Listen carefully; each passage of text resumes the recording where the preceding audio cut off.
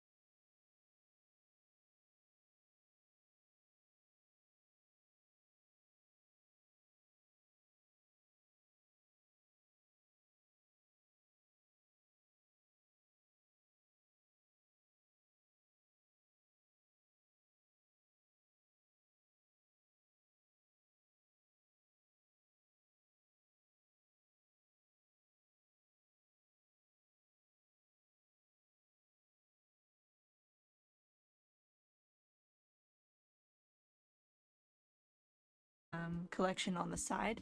I'm gonna sit and eat my yogurt that I said I was gonna eat like 10 minutes ago. Cause why not? But I need to work on my TBR jar because this has been sitting incomplete for like I don't know, a month ish. Yeah, actually almost 2 months. Um, so a little behind. Let me check real quick. Something.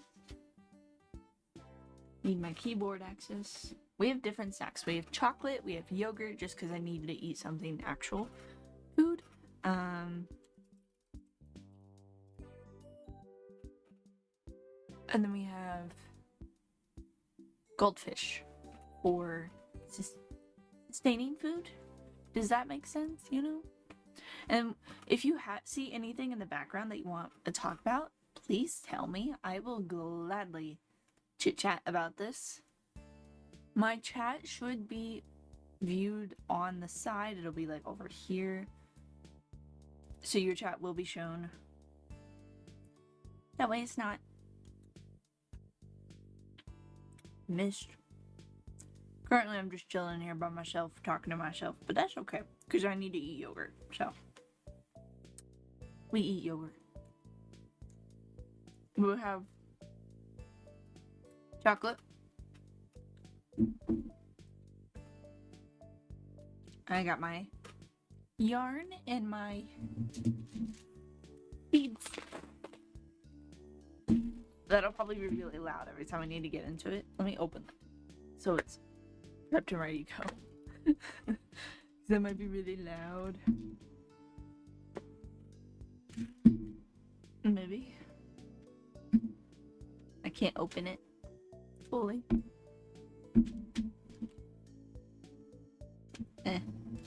I'll just lift up the lid every time I need to get into it.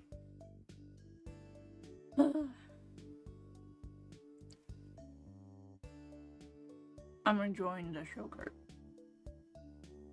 You know what freaks me out about yogurt? Yogurt that has chunks in it. I don't know why. It freaks me out. I can't do it.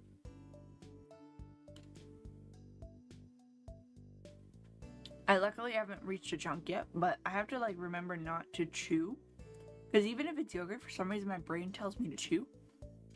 And if I chew and I bite into a chunk, it freaks me out a lot. Probably shouldn't freak me out as much as it does, but it does. My camera looks so crooked to me. Is it crooked? I mean, it's crooked, but it doesn't look bad up there as it does on my actual camera. That just might be my personal preference. But, yeah.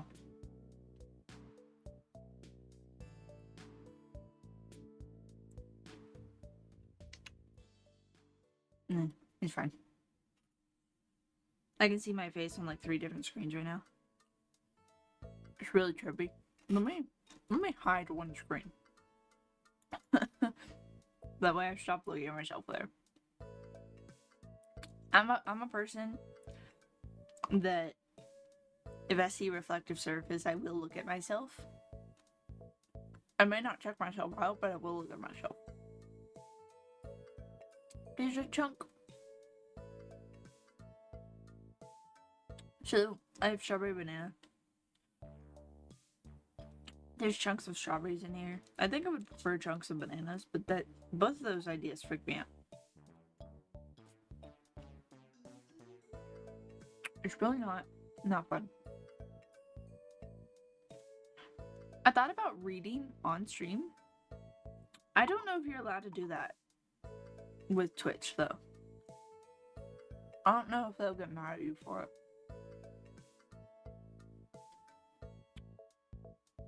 Because I do have a few books I'm currently reading, but I don't know if I'm allowed to do that.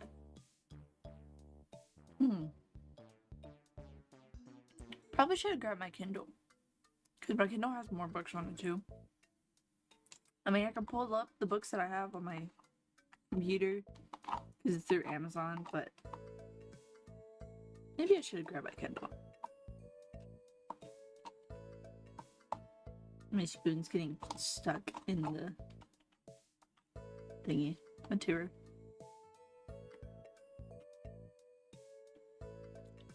I'm pretty much eating the yogurt though, which is good. That was the first goal, was eat the yogurt. Second one is I'm going to pull all the the edges off of this. So this one already has no edges. Did I mix up this?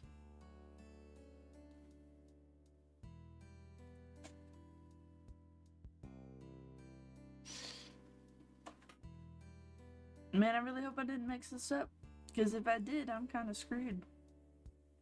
Just in case, you know, if there's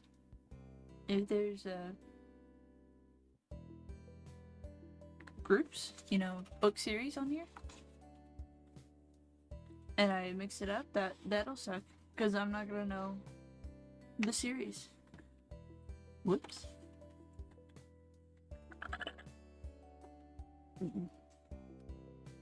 Aggressive.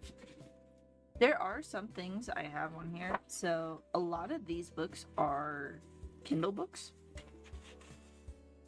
Actually, I think most of these are Kindle books. Because I got a bunch of Kindle books. Oh, I don't even have them all on here. I got a bunch of Kindle books through Stuff for Kindle Day. And I wrote these for that. And since then, I've had one more Stuff Your Kindle Day that I've done. And I haven't gone through those yet. So we might need to go find my Kindle and go through those. I think I can I filter? Like recently added? I think most of these are downloaded, but I'm not sure. I know none of the newer ones are. I haven't started any of them. Sorry, I hit my mic.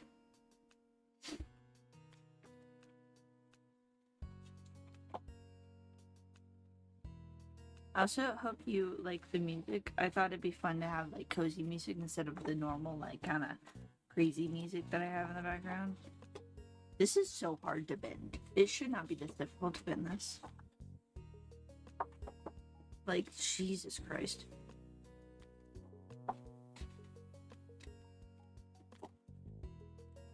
Progress, though. We are making progress.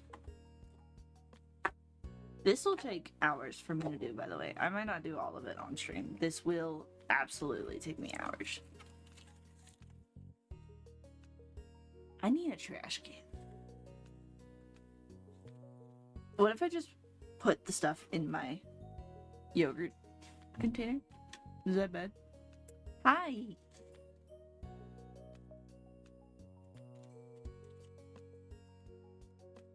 There's a lot of stuff on here that I need to do.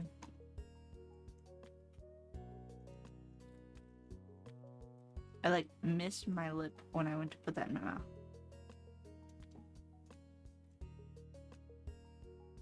Should I just use this as a trash can? Book and such? Yeah. Let me put this in the sink.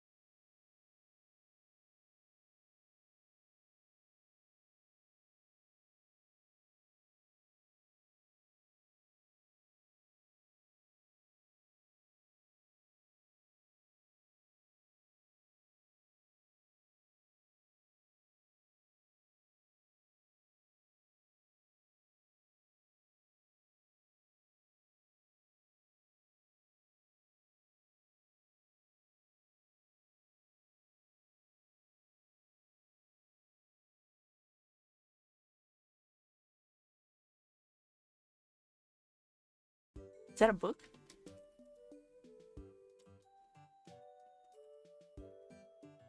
That's not how I spell.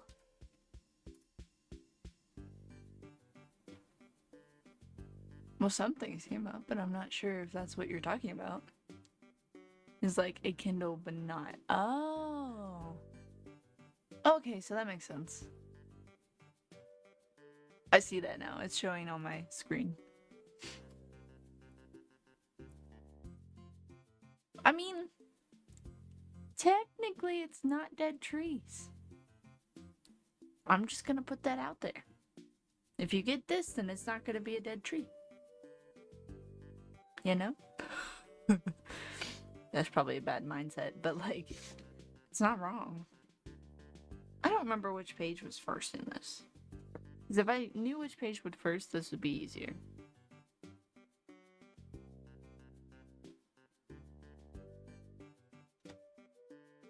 I'm lost.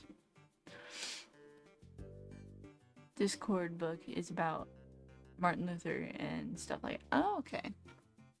Interesting. Plank. My jar's in the way. Let me shift that somewhere else. Yeah, I'm just gonna start cutting. I'm gonna look them up after. We're gonna start cutting and look them up after. What am I reading? Okay. That's a whole thing in itself, because you know I read different books at the same time. So, we have first book I've been reading the longest. It's on here. I don't have a hardcover yet. It's coming out in like, well, paper cover. It's coming out in like a week, maybe 2.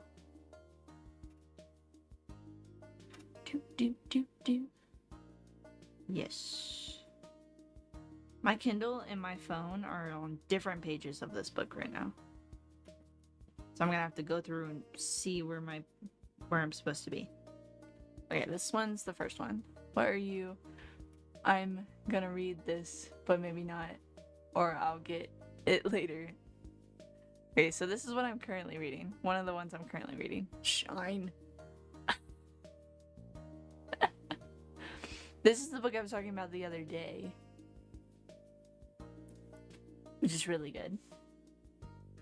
And then I need to close out of this because I'm going to lose my spot if I keep that. We got this one. I'm also reading. It's How You Train Your Dragon. The book version, obviously. That's one. Stay. It fell down yesterday. It scared the crap out of me because I was getting ready to put the baby down on the mat that's like right below my bookshelves, and it fell down right before I put the baby down. So I got really scared.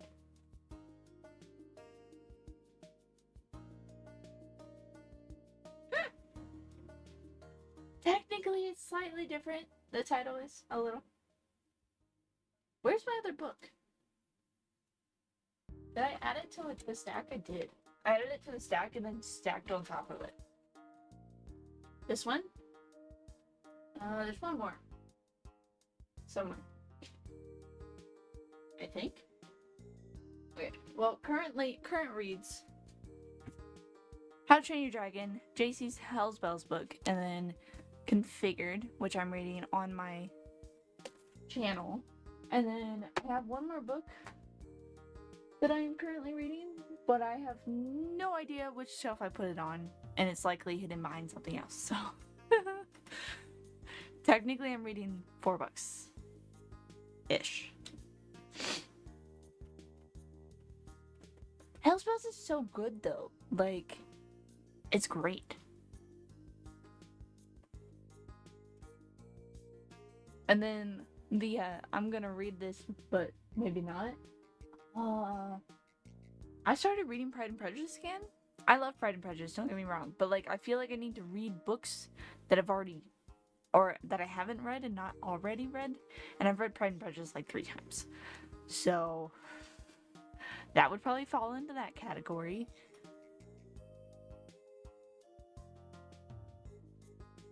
You got yours triple stacked. So look at this one. I'll show you. So this one here. This. Let me get. This is a set in front.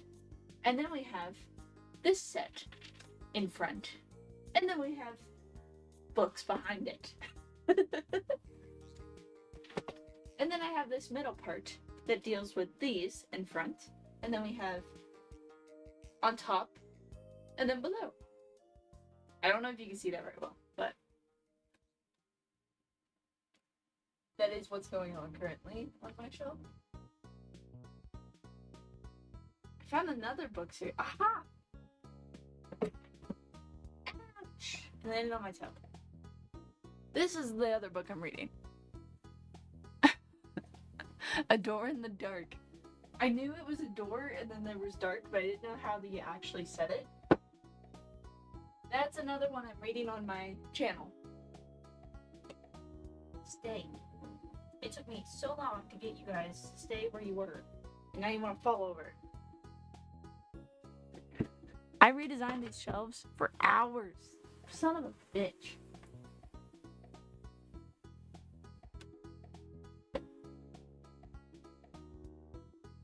Paperbacks. Paperbacks are a bitch. I'm not gonna say my opinion on Pride and Prejudice. I'm trying to like Jane Austen by reading her other books. So have you read Pride and Prejudice or you haven't read it yet? Until you stack them horizontally after running out of vertical. I've done that actually. That's why they're sitting the way they're sitting, like this shelf. We have vertical, horizontal, vertical, because it makes the most space. So technically I've done that, but your collection's insane. You have a lot bigger of a collection than I do. So yours makes sense. I've done that though. I have done that a couple times. My movie shelves, that's pretty bad though too. I'm gonna start cutting while we're chatting. But you know, so I used to have only 2 shelves. I most recently switched to 3 shelves. So it looks pretty nice and open and free at the moment. I have read Pride and Prejudice, yeah. I even read it with a girl I knew at the time, but that's a whole other thing. Okay, that's fair. Do you like Pride and Prejudice? Because you said you were going to keep your opinion away from it. Like, say your opinion. Go for it. I love Pride and Prejudice personally, but that's my opinion. So, that's just how I feel. This is a very large. I wrote really big. It's going to be a very tall scroll, is what I call them. I call them scrolls. Literally all of these books are Kindle books. Because I haven't gotten any more hardcovers or paperbacks or anything. Not in a couple of months at least. Not since my trip to the festival. But since my trip to the festival, I've gotten Kindle books. So everything I need to add right now is Kindle books.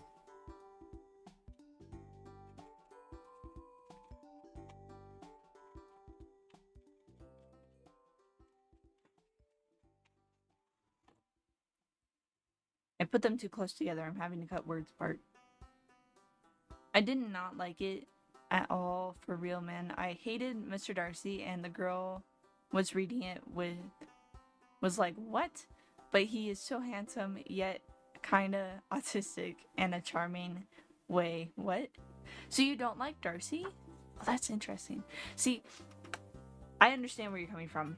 Kind of. I'm assuming I understand where you're coming from. I didn't like Darcy at the beginning, and the way he behaved with the proposal and everything, and you know, the behaving of splitting up the friend relationship between his best friend and Elizabeth's sister Jane. I didn't appreciate that.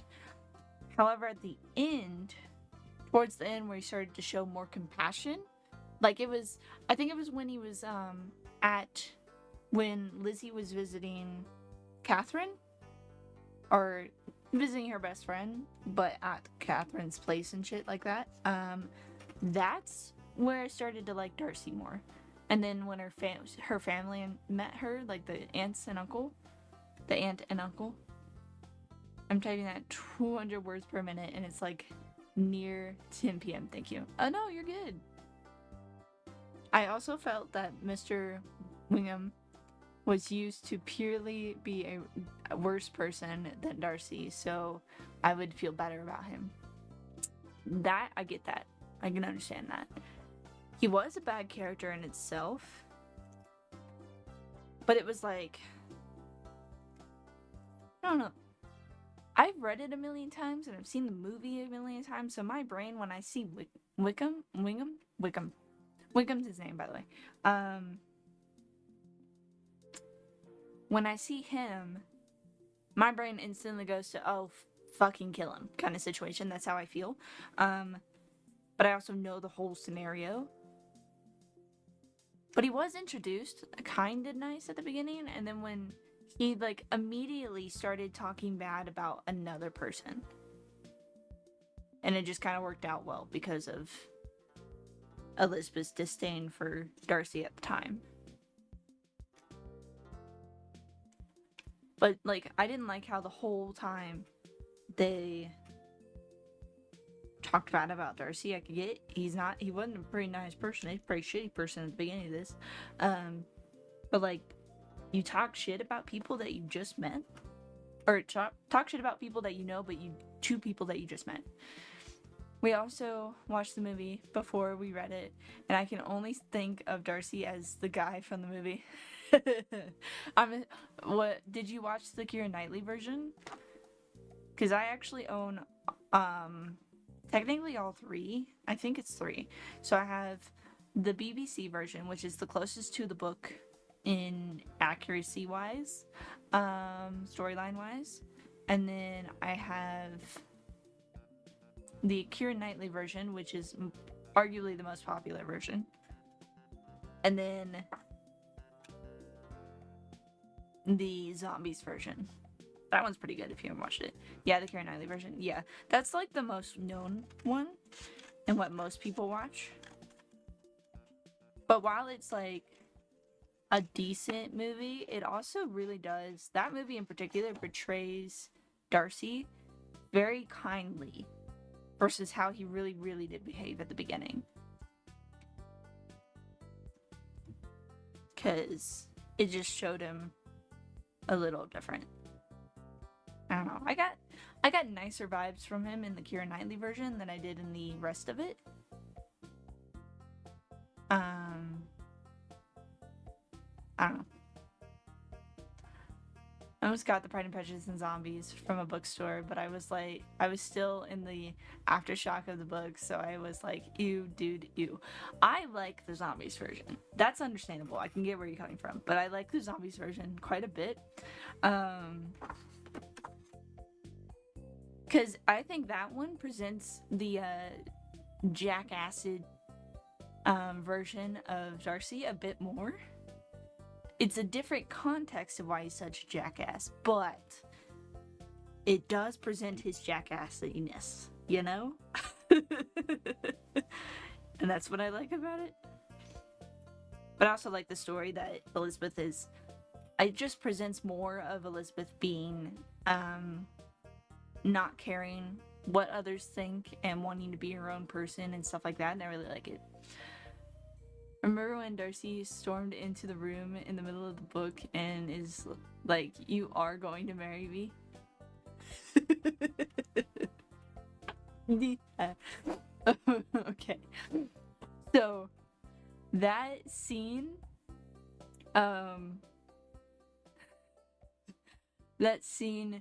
in the zombies version is so funny because they physically fight.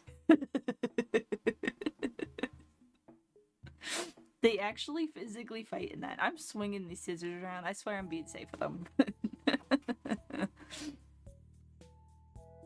They actually get in a full-on fight, and it's like the whole argument of he like proposes, but they have like the whole argument of, you know, after the letter, or no, I think it's before the letter and stuff like that.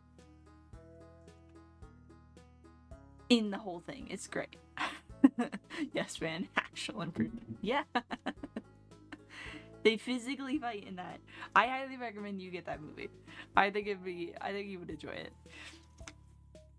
Because that one really, really does show off the difference between the character. Wickham is good in that. Like, I think in that version, I can see the good in Wickham a little bit more and why people believed he's so great. But then it got to the, he, like, presented his case towards Catherine, de Bourgh, or whatever you want to call her name. That's when he got a little, excessive and then creepy afterwards. Really creepy afterwards. And that's like, that was where it presented his bad character switch of the flip thing. Flip of the switch. I knew what I was saying. But it's a good movie. I highly recommend it. And I think it really does. For a movie that's mostly about zombies, it does present the characters very close to what I read as the book. And, bro, I'm not going to forget that in like 20 pages that he is like, I am the greatest person and you are so welcome between BTW for being able to marry me. Yeah. And then when later on, when he's like, nah, I told them they shouldn't marry, nah, I changed my mind. Yeah. You know who I hate? The most hated character in all of this book. You know who it is? Can you guess? It's not the mother. Oh my god, Kitty's bad too. I get that. Kitty's bad. What? No, perchance no. It's not Kitty, but she is bad. You want one more guess, or should I tell you?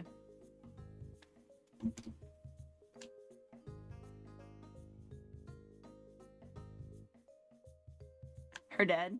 I like her dad. Her dad's interesting. He can be a dick, but like, he also delivered my favorite line from the book, so I can't hate him that much. He's just a little extra and sassy. Yeah, I like it. It's fun. Yeah, the first proposal and his reaction to it and what he said to Elizabeth, that is my favorite line in the book. I always quote it wrong, but like, it is my favorite line.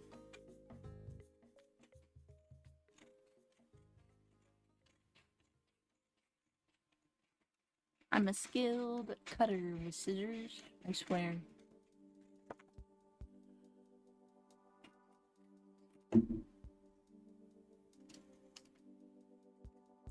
We're talking about your disdain for not Bingley. Your disdain for Darcy's proposal and his behavior towards his proposal and the marrying situation. I'm thinking of Mr. Collins, the first proposal. That was fucking shit. Who the hell proposes like that? How was that in any way supposed to present to her that she wanted to marry him? How? I don't... Like, let's just push aside the cousin situation. Push that aside. Yes, that's creepy, that's fucked up. No. Different times I get that. However, the proposal. Why would you do that? Especially when she definitely did not show any interest in him. At all.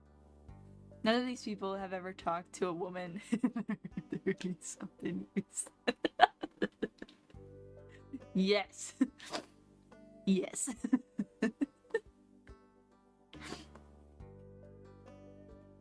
I think out of everything, Bingley was the most honest and I don't want to say well-mannered, but I'm going to say well-mannered for the male characters in this book. He's the best out of all of them, in my opinion. was actually my favorite in a way. Yeah, but he's like the best of my out of all of the males in this book because he wasn't treating Jane like she was less of him. Yes, the proposal ended up, or the proposal I'm gonna go with, ended up being canceled, because of Darcy, but it was because it was someone that he trusted and truly believed had the best interest in his heart for him, and that's why he trusted it. But however, he really did love. He loved him. He was like actually one of the people who deserves happiness. Yeah, that's what I mean. He is the best. He is the best character. Like, development wise, he wasn't very developed. He literally was the same the entire time, but that's what made him amazing. He was always so nice and genuine, and he really truly cared about Jane. The only problem was fucking Darcy. So I get where you're coming from. I understand the frustration and the hate for Darcy. Because that was fucking bullshit. No. But that's why I like him. I love Bingley because he may not have had a huge character development, you know. Darcy had character development. Elizabeth had character development. Wickham had character undevelopment. He went downhill. Collins, you just wanted to smack across the face. There was no development there. He was just a shitty person. But like, there was a little bit of character development. But he didn't need it. He was great at the beginning, and he was great at the end. He didn't need the development. That's what was awesome. Though I do think it's really cute that they had a joint wedding. I feel like that fits really great for both the friendship and the friendship of the sisters. You know? I loved that. I loved the cute little joint wedding at the end. I'm still cutting the first page.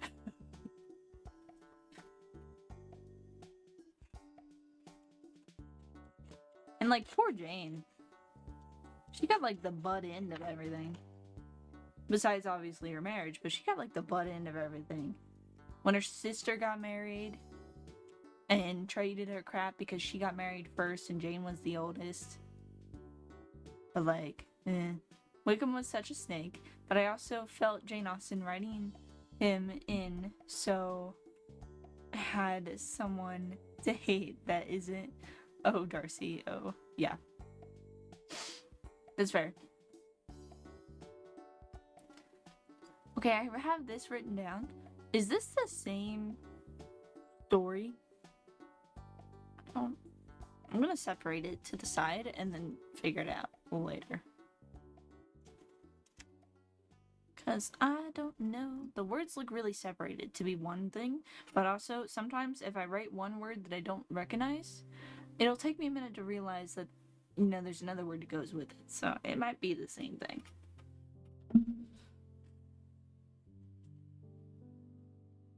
You know, I read Pride and Prejudice as a school reading assignment the first time around. I did enjoy it a lot. When I got like third way through the book, I told my mom that we needed the movies because I wanted to watch the movies. And we got the movies. And then we got all the movies. And I had the book. Have a Pride and Prejudice spin-off novel called The Other Bennet Sister by Janice Uzefalo, which is about Mary. I don't know. I don't remember Mary at all. Mary was the middle sister, which might be why you don't remember her that much. She was the middle sister that played piano, but was really bad at piano and singing. I feel like her and Mr. Collins would have worked out great. But she wasn't in his realm. That's cool though. I want that. I'm writing that down. You know what I have as a spin-off kind of thing? It's not really a spin-off. What was it? Other sister. Okay, I have it on my browser. I love a delusional queen, for real. Let's see. I have it up here? I think I do. It's right up here. I have this spinoff. It's not really a spinoff. Pride and Prejudice and Zombies, Dawn of the Dreadfuls. This is kind of a spinoff, but not at the same time. It's more of the movies, particularly. This is like the beginning of the zombies and where they came from for the movies kind of situation. I haven't read it yet. But I saw Pride and Prejudice and was like, I must get it. It's necessary.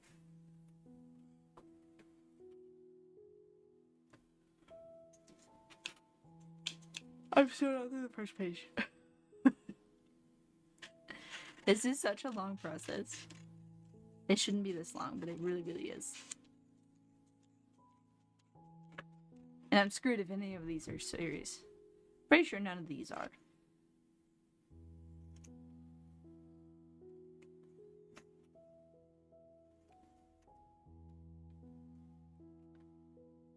I did wish they did more development on Mary, though.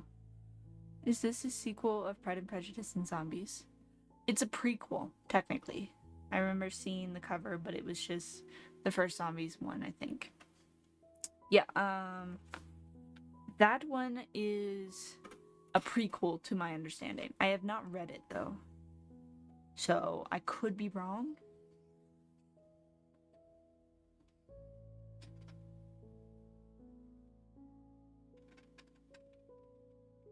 Oh, these are way too close together. Go me and my writing ability.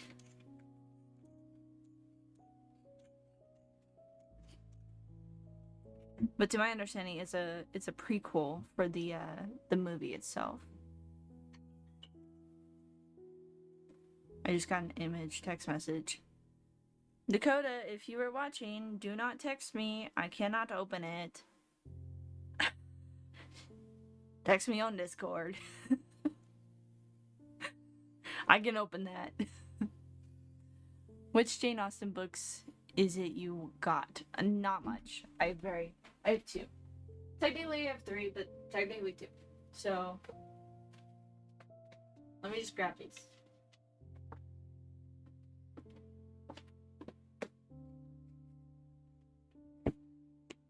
Sorry, forgot. It's fine.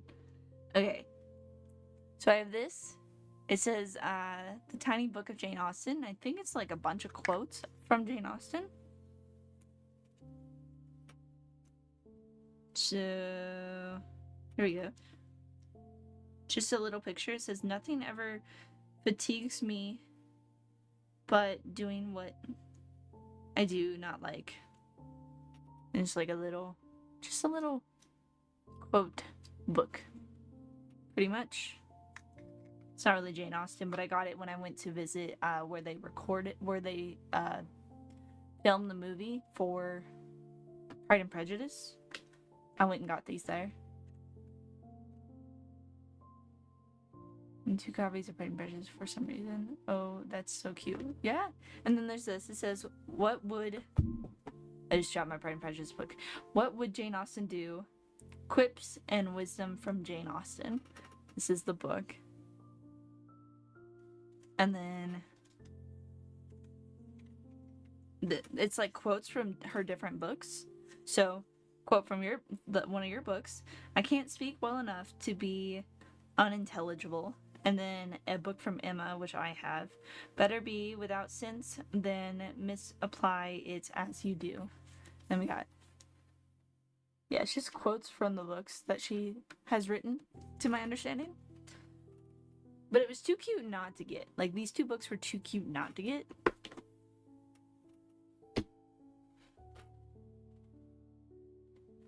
Ugh. Okay. Pride and Prejudice. It's a bit beat up. It's old. I've had it since high school. I went through, like, I'm annotating. Not really. This is literally book pages that have funny words that I don't understand. What would Jane Austen do? I don't know, put 20-something girl in a doomed marriage. That's like her biggest hobby. Yeah, but you gotta think about it also. This is her time. She lived through this time. That was normal. Um, I think it's why she presented characters like in Pride and Prejudice, how Lizzie was going to marry for love. She refused to marry unless it was for love. I think that was the point of her books, is she lived through this time frame. And then we have Emma, which I thought was really cool. So we have this book. My mom found this one because I have a thing. If the book's cover is not pretty, I will not read it. I am a judge by the cover person. Oh yeah. But I got this one. This was just a random one mom found on Amazon that she thought would encourage me to actually read the book.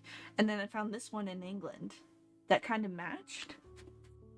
So I bought it because it looked like it was the same kind of cover design. And now I want books of like this same cover design for all of her books. Oh, I want to get Emma so bad.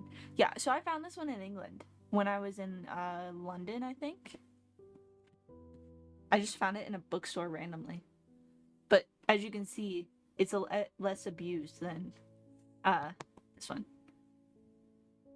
Isn't Emma just about a woman trying to match people up at parties and stuff? I think. I've never read it. I have it, I have not read it yet.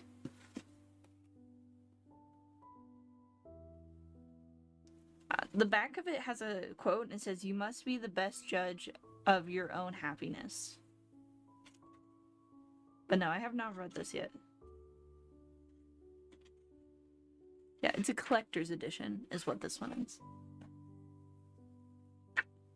And so is this one. I think it's a collector's edition from the same thing. I want to find all of her books in this kind of set so they match. I also want a new Pride and Prejudice book because this one's a little beat up. So I've read it quite a bit.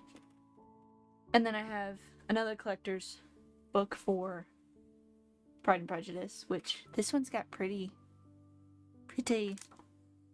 pages. This is solely for collection set. I will likely never sit and read this. Jane Austen autograph win. What? You saying I need autographs? That'll be a little difficult. I'll let you know when I die.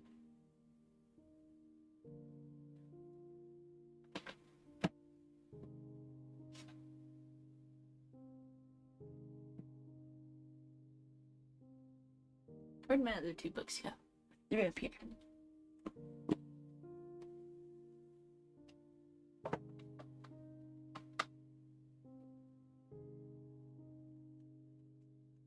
Oh, okay. Let me open my Discord because I've been said something. Oh, the baby's playing with the cats. Has he gotten to meet the other one yet? The White Shadow? I'm gonna start calling him that.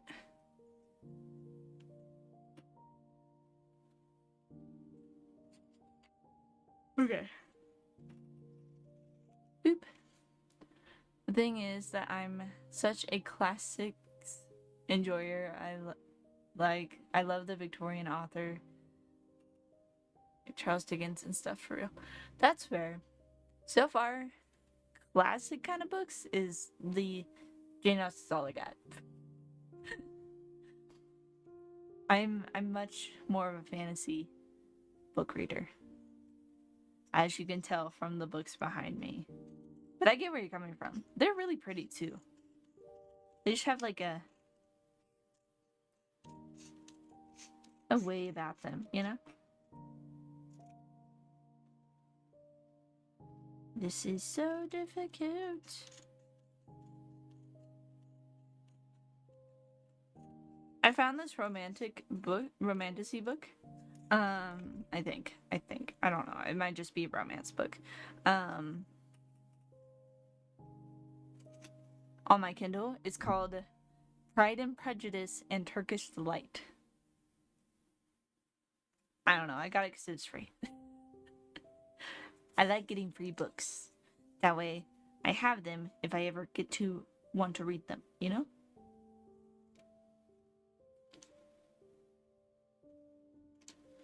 This one's called Tea with Monsters. I don't recall this one, but I'm sure it's interesting. It's nice to like the classics, but I can come across some old Swedish author from the 1800s and it's all leather bound and printed. Ooh, in 1908 and stuff like that. Like Omega Pretty Holy. Yeah, that sounds amazing. I have a. Ooh, it's not a classic book, but it is an older book. But it's leather bound. Older book. I don't know. I guess that would depend on your version of older. This one, I got this one. Read this for a class book. I enjoyed the book a lot. I found a leather bound hardcover set of it. It's really big. Really big words. But like, it's so pretty.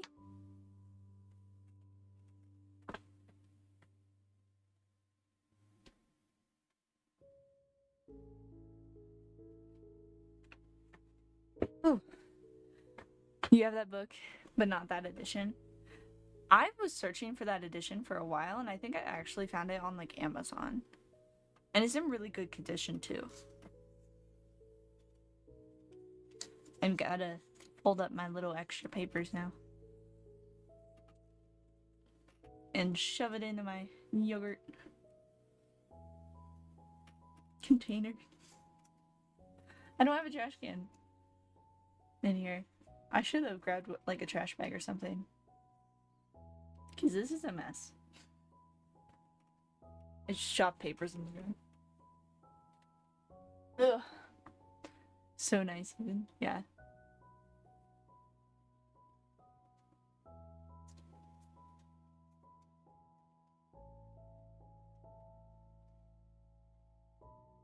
$124 ago? Wow. It's an old young adult novel. And it's like all blue and gold for real. That is awesome sounding. I do not have very old books. It's like, I literally, this book right here, that's Anastasia. That's a retelling of Anastasia. The stories can be old. The books are not. Or the stories. I need to check if that book is the same book or if they're two different books. Kindle to the rescue. Woo! I think the movie, yeah, so I don't think it's a Disney movie, but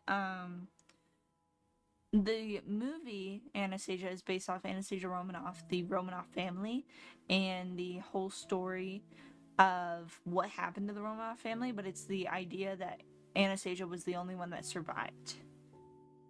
And that's the story. That's also my namesake. Rasputin when he falls apart. Yeah. That's hilarious. Kindle. Do.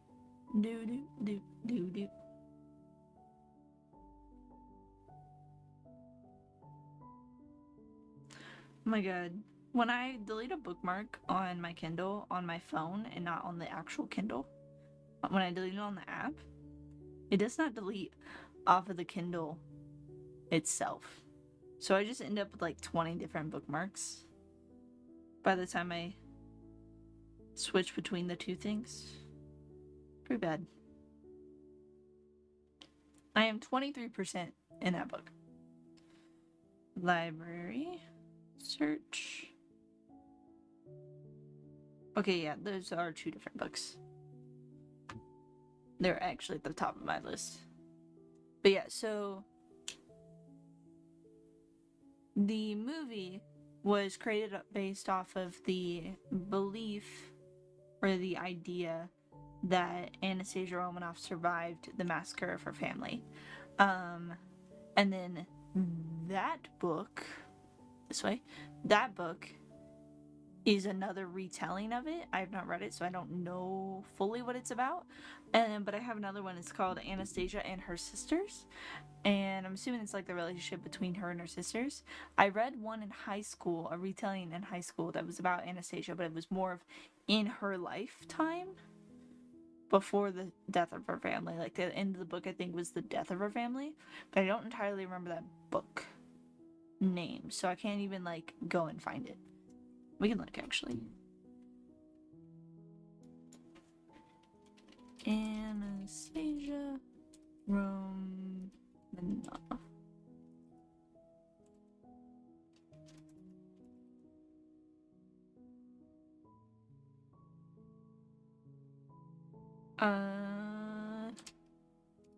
Book retellings.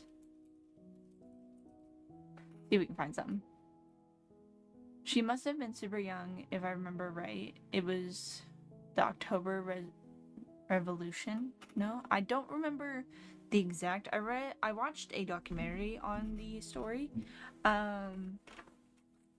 She was very young. I think she was like maybe 6 or 7 ish, maybe. She was pretty young though.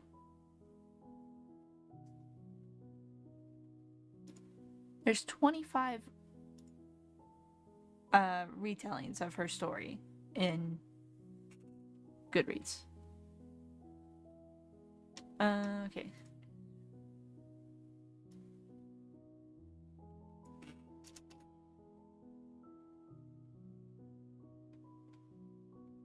She was born in 1901 and died 1918.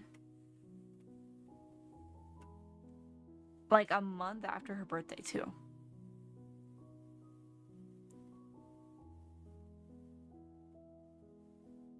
Yeah, it was like a month after her birthday she died. It says she died July 17th.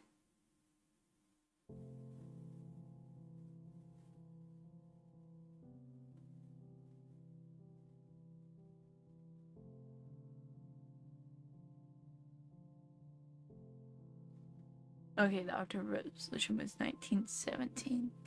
Oh, okay. Yeah, so she was what? Is that 11? Can you math? I can't math. I don't know how to math. Years, I'm so bad at it.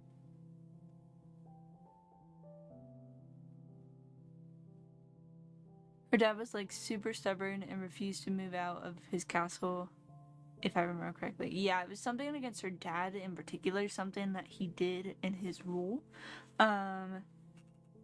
that led to the family massacre. Because they just killed off the whole family. Because it was like, to my understanding, I think it was like some kind of raid of the castle or something that killed them.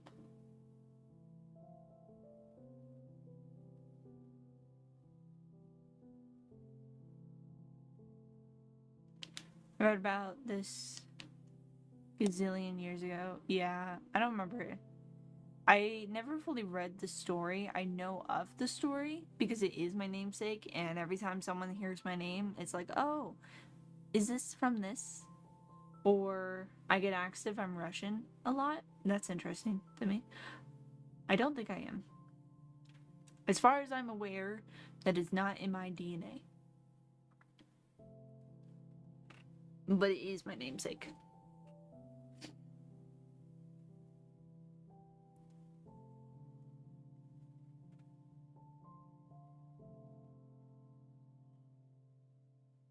Now I just have a bunch of information on the side.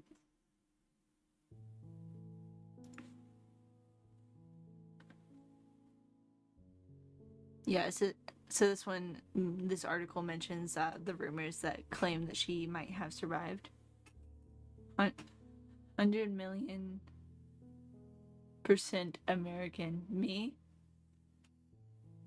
I did a DNA test actually once. We're not entirely sure if my DNA or my mom's DNA got mixed around, like mixed up. We were pretty sure one of the samples got contaminated in some way. But while I do live in America, I am nowhere near Native American at all. There's not a single little drop to my understanding. I'm very much British, Irish, and Scottish. And then I have Scandinavian in there as well. DNA test, and I'm the most European man of all times. It's fair. Yeah, my DNA is mostly English. I do have a decent percentage of Scandinavian, Irish, and Scottish. I would show you, but I have no idea where my DNA results have been placed. Did a test and she was 98.8% Swedish. Wow. That's crazy. Mine's funny. Excuse me. Yeah, mine's. I get asked all the time if I'm Irish or Scottish and stuff like that, and I'm like, I mean, there's DNA, yes, in me, but I am not a very large percentage. But it's just the automatic go-to because of my hair color. Which, yes, I do have the percentage in me. However, it's so low that I can't even go walk around. Like, I don't feel like I can walk around and go, I'm Irish or Scottish. Especially because I don't know anything about the heritage besides, like, a few small things that are big history markers. And then, yeah, I don't know nothing. Which makes sense since her family lived in, like, the small fishing village for 500. Oh my gosh, that's crazy. My family, I can't track my family any further than like 6 generations, I think. Back. I don't think I can track any further than that. We don't know. I did have a my grandma will never see this. No one tell her if you see this and know my grandmother. So there's a like was it the consensus, is that what it's called, where they like take track of like the people living in one area kind of situation? I don't know what it's called, but a family member found the original one of the town that we lived in. Census. Okay. um so a family members are found the original one from the town that we grew up in, and it is the original when the town was like founded kind of situation, who was living there. And next to it, so it has the name, and then next to that name it has a letter that kind of like presents their culture, origin, DNA, I don't know. And ours was listed, that name was my grandfather's name. It was listed as I. So my grandmother has always had the belief that we are Native American Indians. And the reason I say Native American Indians is because we're pretty positive, because me and my mom both have Middle Eastern DNA. We're pretty positive that it's actually Indian, not Native American Indian. And my grandmother's made such a huge deal about our family being Native American, but we're pretty positive because when we did our DNA test, neither of our DNA came back as Native. But on top of that, it's my grandfather's DNA, not my grandmother's. And when I mean my grandfather, I mean my grandfather that is married to my grandmother. There is no connection. So we don't know why she has been telling people because we asked about it. The family member that found the census, we asked her about it, and apparently it was that census that told her she's a Native American. However, it's her husband's DNA, not hers. So me, my mom, and my aunt and my cousins might be. We're not, because we did a DNA test and there's nothing in us, but she's definitely not. You didn't hear that from me. That doesn't get back to my grandmother. We're pretty sure she wouldn't take it well if we told her. So we haven't told her. She also got upset when I did the DNA test. She's like, well, if you want to know what your heritage is, just ask me. Apparently you're wrong. So I shouldn't ask you.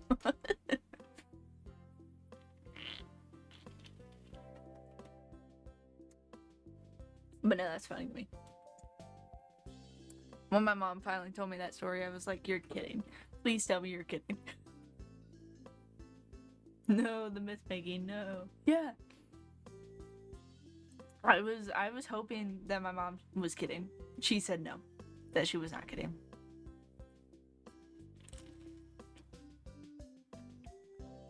It's funny. I think it's hilarious. I'm never going to convey that information to my grandmother directly. But I think it's hilarious. Mostly because I'm pretty sure if I was to say anything to her, she'd just kind of explode. My grandma's one of those people. I love my grandmother. I must make that clear. I do love my grandmother. But she's one of those people, if she's wrong, she is not going to accept that. And if she does accept it, it takes a very long process to get to that point first. So, I'm not testing it with her. It's just, it sounds more like a headache than anything. Anastasia's Secret. That's the book I read in high school. I knew it was somewhere. I was scrolling through this page, trying to figure it out. Anastasia's Secret is what I read in high school. I didn't end up reading all of it because I had to return the book before I could read more. But it was pretty good. It says, for Anastasia Romanov's life as the privileged daughter of the Russians' last word, I don't know, is about to be torn apart by the bloodshed of revolution. Ousted from the imperial palace, from the something siege words, control of the government, Anastasia and her family are exiled to Siberia. But even while the rebels debate the family's future with agonizing slowness, and the threat to their lives grows into menacing romance quietly blooms between Anastasia and Sasha, a sympathetic young guard she has known since childhood. But will the strength of their love be enough to save Anastasia from a violent death?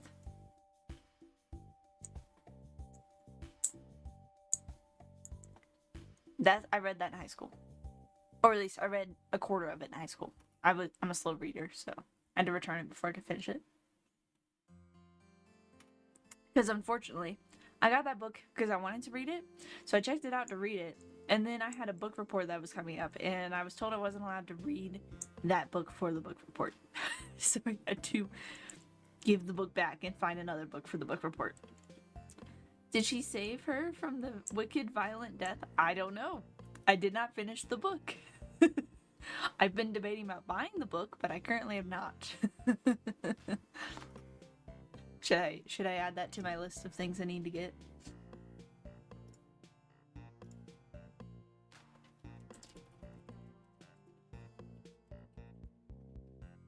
I think my husband's listening to this. I will not buy the book right now.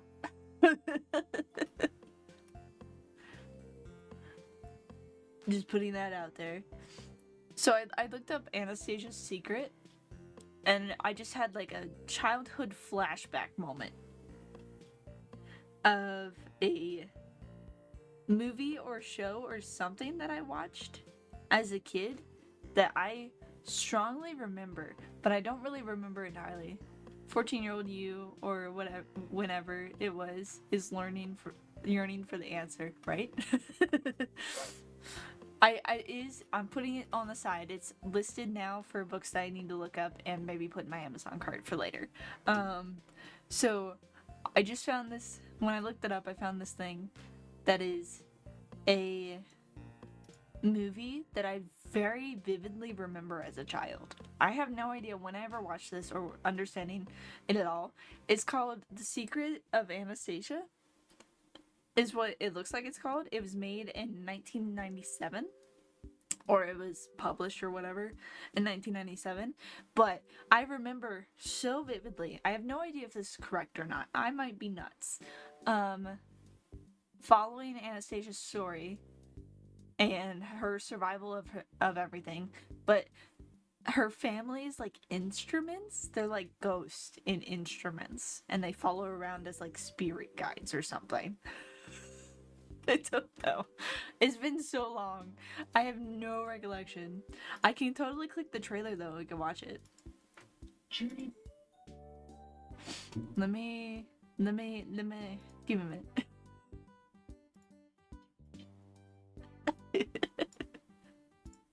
minute. Let me mute my computer. That way when I flip this over.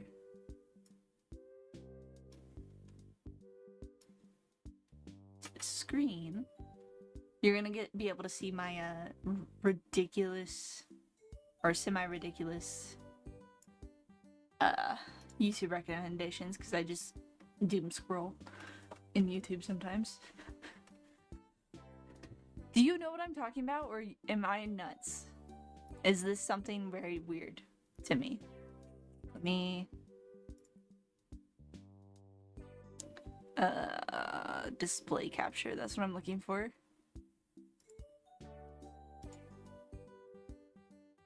Alright, I gotta turn my camera off. There we go.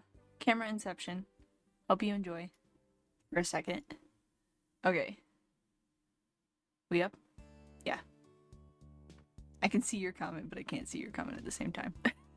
I'm gonna read that in a second. Okay.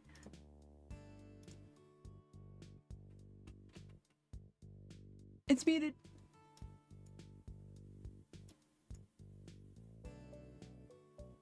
Oh, it's not picking up the sound. This sucks. Okay,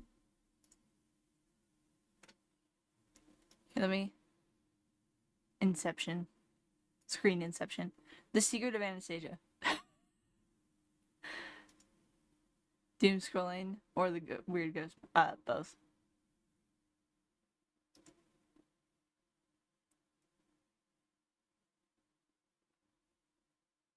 I don't know how to capture the sound.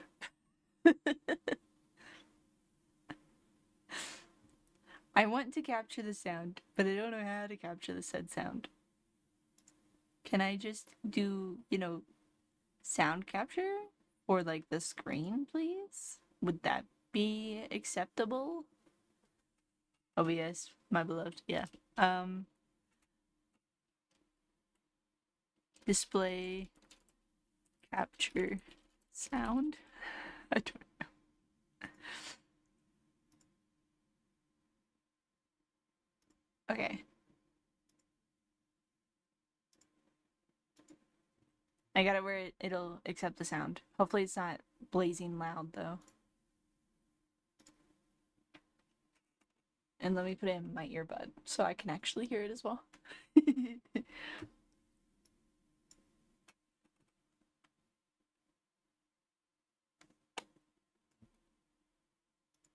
Journey back in time to the land of Russia and follow the story of beautiful Anastasia. She carries a secret about her true identity, a secret which takes her and her musical instrument friends on a wonderful adventure. UAV Entertainment proudly presents The Secret of Anastasia. As she sets out to prove to the world who she really is, Anastasia encounters both friends and foes. Stand firm, Anastasia. Remember who you are. She is torn between two suitors, the dashing Ikonovich and the worldly Prince Paul, one of whom is out to destroy her. But Anastasia is not the only one hiding something. The magical instruments have a powerful secret of their own, and once it is revealed, it will change Anastasia's life forever. In the sun, we'll soon live free. Just Richard Coleman. In the sun.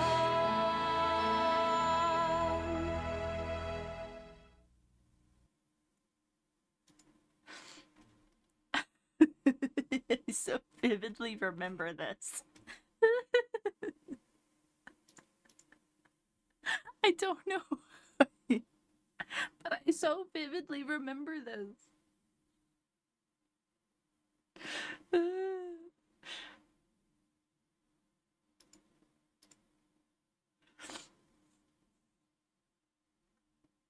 Okay, give me a second. Let me close out.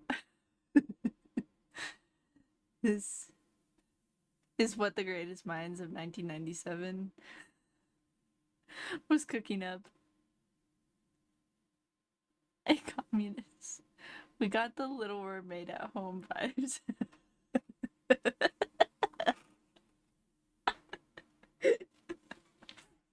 I don't know why, but I so vividly remember watching that as a kid.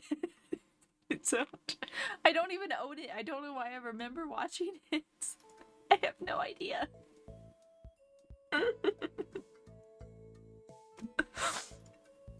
I had to share that.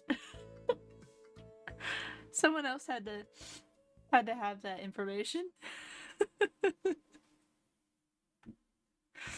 This weird ass thing, I don't know.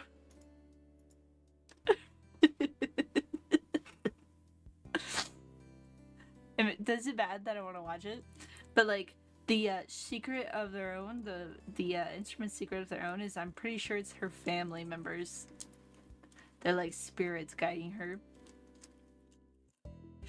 If I remember correctly. I had to have been younger than 10 to watch that.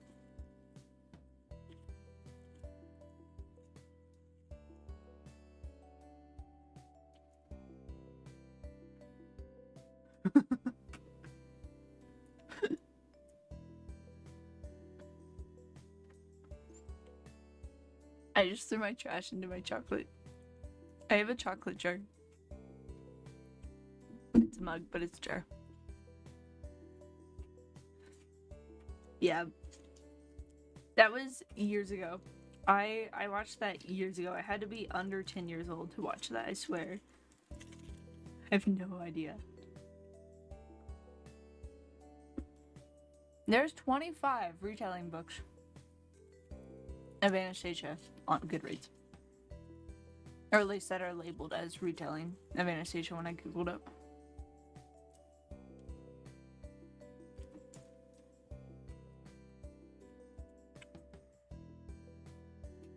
Rubies in the Snow and Diary of Russia's Last Grand Duchess, 1911 to 1918. 1911? Does that mean her diary? Like, that's when she wrote her diary? Diary?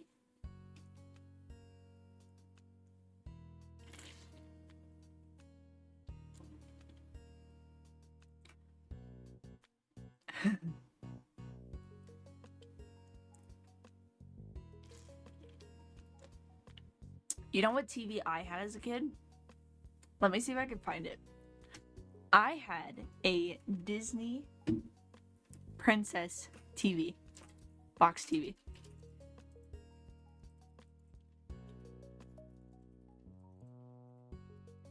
Let me see if I can find it.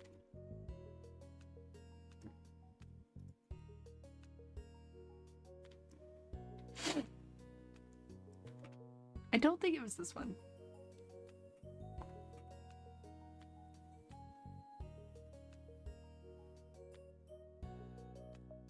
Or rather, a small little box TV that weighed 200 pounds, right? It might be this. I'm not entirely sure.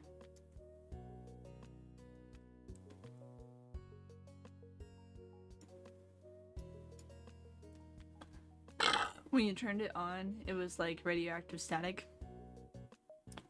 Uh-huh.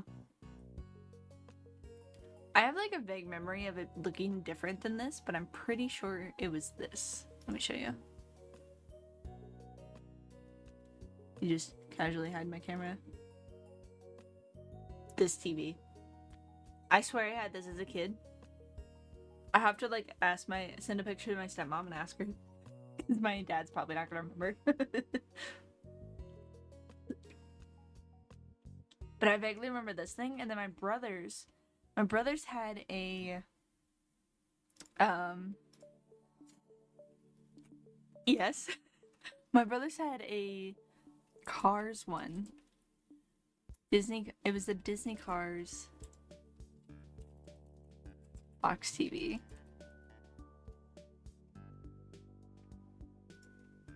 I'm pretty sure they had a Cars one. The Cars one looks really creepy. I can't be the only one that finds this mildly creepy.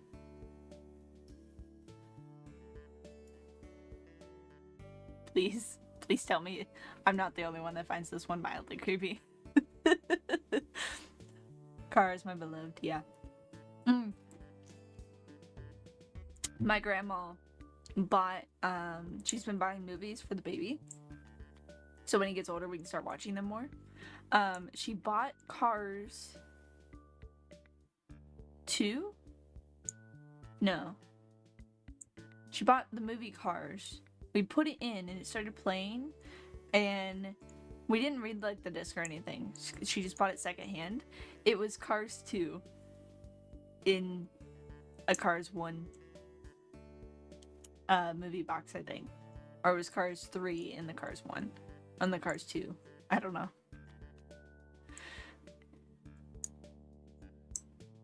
Until there was nothing left. What the hell? McQueen got a terminal.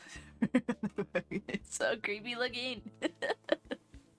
I'm pretty sure this one was the boys' though. I'm pretty sure that was my two little brothers. They had that TV. Almost positive. I'm gonna look up Disney box TVs now and see what comes up.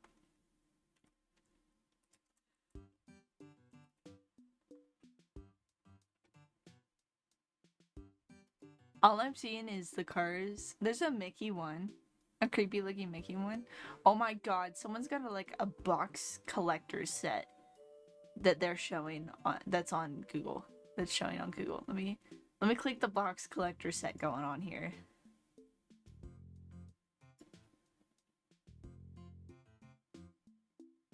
You see that shit? Can I click on that? View image.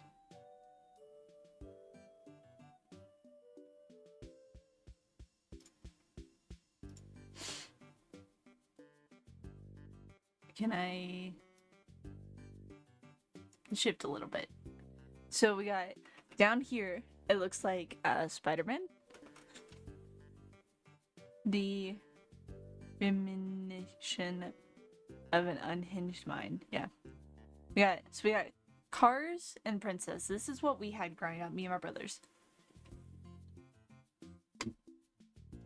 The guy who got this rocks, right?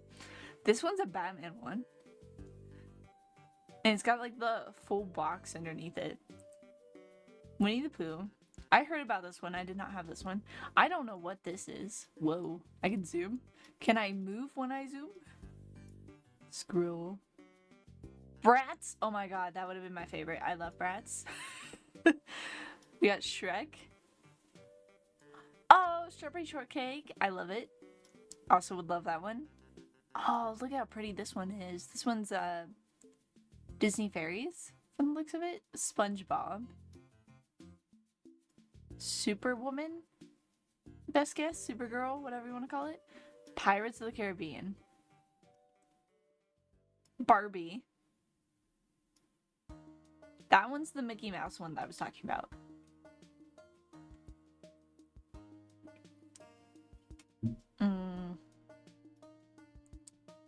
Disney. Disney Princess. Winnie the Pooh. Spider-Man. Here's the collector's book box thingy. The Batman one. I didn't have the controllers with these things. I don't know what this is. This looks like it could be alcohol, honestly. Hello Kitty. Ninja Turtles. That's just weird looking. And Dora.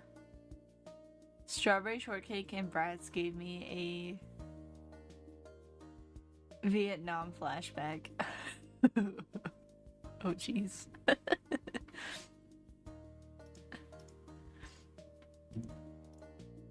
That's chippy though.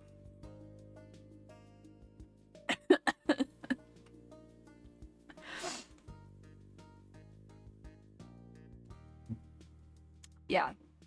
I think someone said that they had a Winnie the Pooh one, and I feel like it was my husband, but I could be wrong. I could be very wrong. I have not been doing this TBR. We've been sitting and chatting this whole time, and I have not been doing it. Of course, you gotta have fun, Juice, when watching the worn out VHSs on your Shreks. Yeah. That's fair. I have Scooby-Doo VHSs. Fun facts. I have a whole Scooby-Doo collection. I'm trying to collect every single Scooby-Doo thingy-mature. We've gotten off topic from books now. We're on movies. I feel like they go hand in hand. Okay, so first I roll and then I pinch it because I'm horrible at holding on to things. Let me find the end of my string. Unravel it because I've wrapped it too far. There we go. And then this book is blue. So this one's fantasy. So we take out a blue bead. Put the blue bead. Put the string through the blue bead, the yarn. I have yarn. I'm trying to roll this so it'll go through. You're gonna do the detective corkboard thing. Detective corkboard? Like to find all the Scooby-Doo collection? Is that what you're talking about? I know what the detective corkboard is. You don't need to explain that. But I mean like, for the Scooby-Doo collection. And then we tie the string around and pull as tight as possible, as you can see here. And then double knot, because I've had these fall apart on me while shaking out my TBR jar. Double knot, squeeze, and we just snip the excess. Where are my scissors?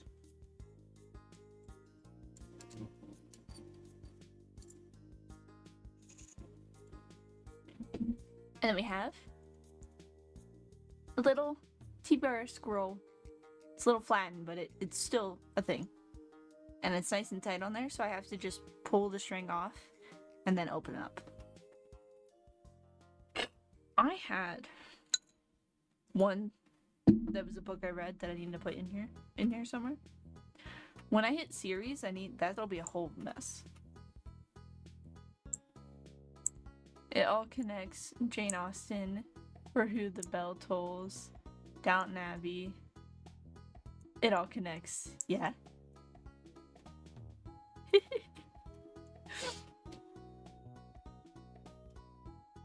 Dude, we could probably sit here and just talk about all the book to movie / show adaptations. That's a mess. Oh my god. Here's a question. Adaptations. What are the good ones? Has there been any good adaptations? Please let me know in the comments. Remind me to clip this later. We need to have this discussion. What were there good adaptations? Movie or show adaptations from books. I'm just curious. Yes, a lot of them are good. Yes. Pride and Prejudice is good. Agreed. I'm watching Bridgerton. I have not read the books yet, but I've heard that they're good, but not exactly following the book. Okay, wait. I feel like I should preface this. Good as in close to the story. The original story from the book adaptations. Were there any good, close to the original story book adaptations? I think this book, Darkest Minds, I think that one was a good movie adaptation. I also watched the movie before I read the book, and then I read the book and watched the movie again. Either way, still think it's pretty good. I'm gonna clip that.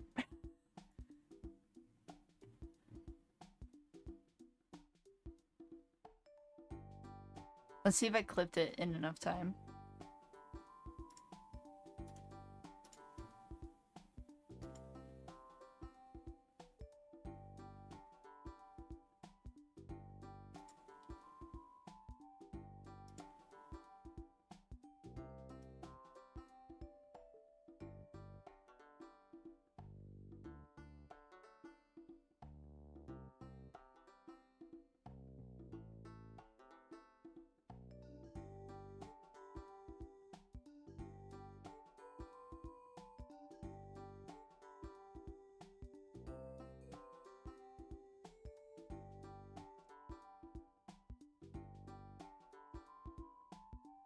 Okay. I clipped it. I just listened to it to see if it sounded good.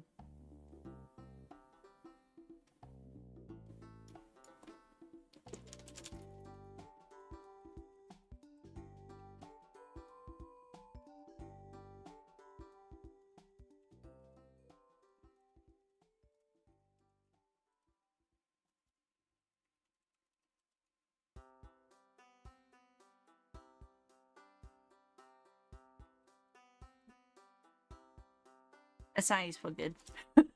I typed good. Save clip. We noticed you didn't edit the portrait layout. I don't want to edit it. Susie version of this clip will be overwritten. Yes. I edited it for a reason. That was irritating. Oh, that's a little different from how I see it. I like a movie has a way harder time to capture a vibe of a book, but is way better at redoing the story in a more emotional way. Since it has real people and not something you imagine in your head, you know? Like the beat by beat plot of a movie is usually more efficient than a book. That's what I mean. Is like, was there good ones that you feel like captured the story still, even though it's been adapted to fit more into a movie line? Because I think Darkest Minds did it pretty well. I did wish there was a few things that were put into the movie that wasn't, but it's still good. Because they progressed it a bit better. I personally like Divergent, but I can see what a lot of people had issue with Divergent series. I'm sad they didn't finish it. That's how I feel about that. I feel like that should have been finished. Even if it wasn't the greatest situation, it wasn't horrible. The original Percy Jackson movies, not good adaptation from the books. Good movies, not good at adaptation.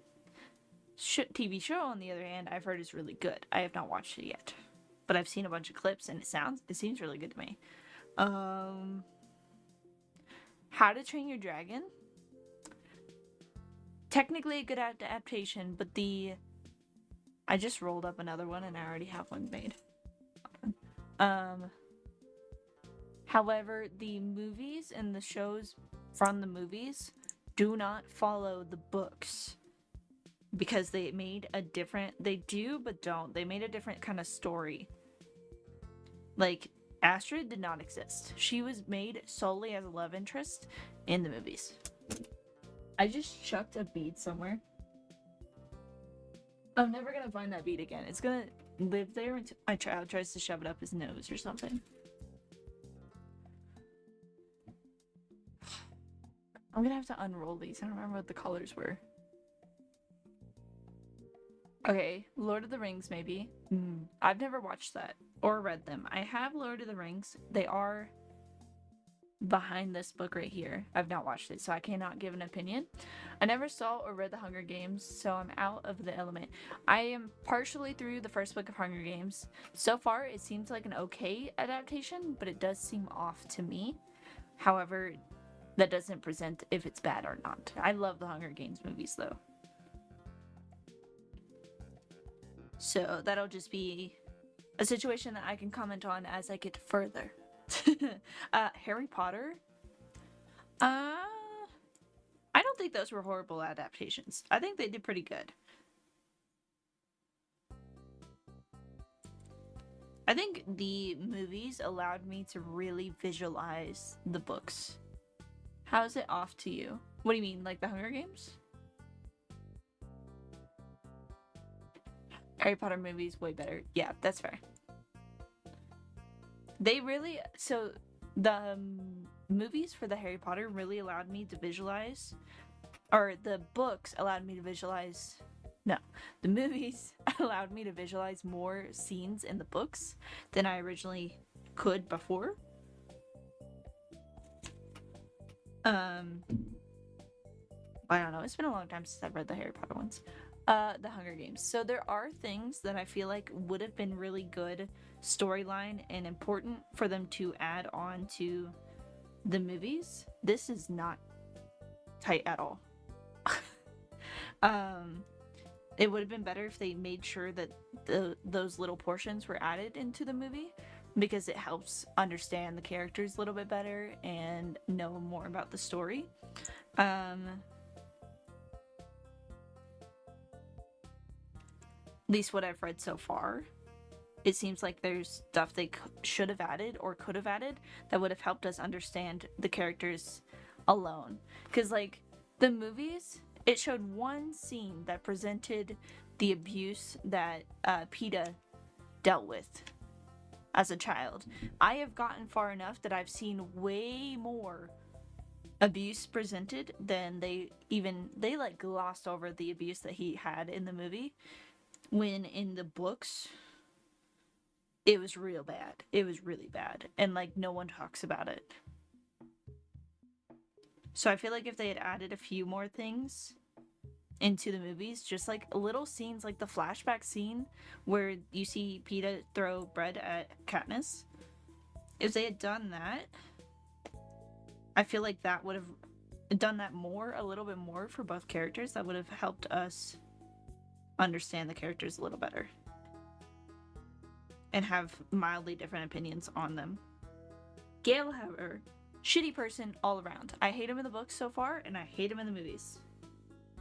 Shitty person all around.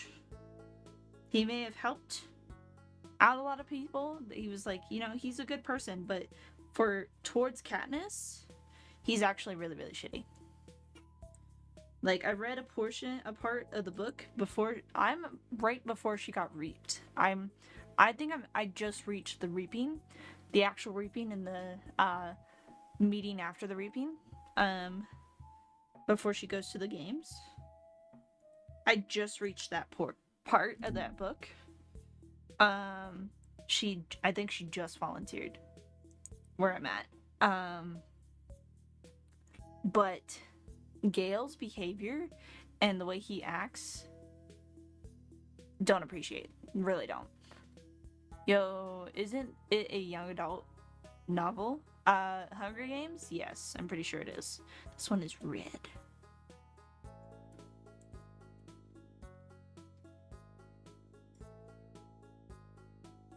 It's a young adult dystopian novel, to my understanding.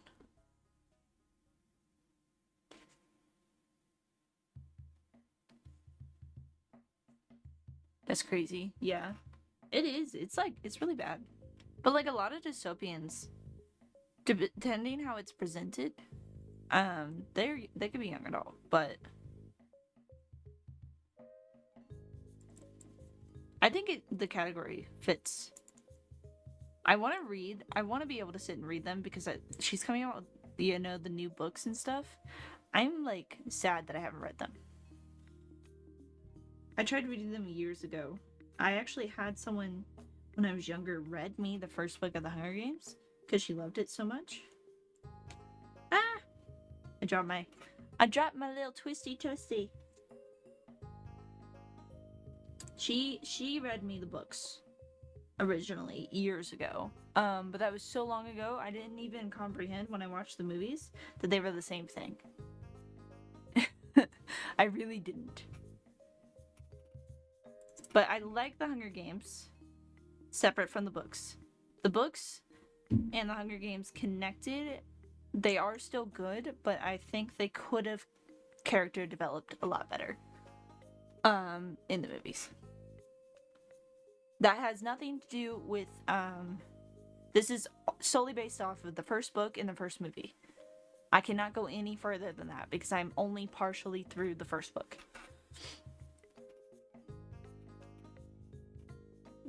So, just preference that information. Red. Let me pull it out first. That way I don't have the situation of forgetting which one I'm at. I didn't think it was bad. What else? What books do I have that I've read? The Hunger Games? Or not the Hunger Games. the 100 books. I've read the first book. I've watched the show besides the last season. The last season I have not watched, mostly because I know what happens in that season, and I am too brokenhearted to watch it. What is the Hunger Games book? My god. The 100 books? One sec.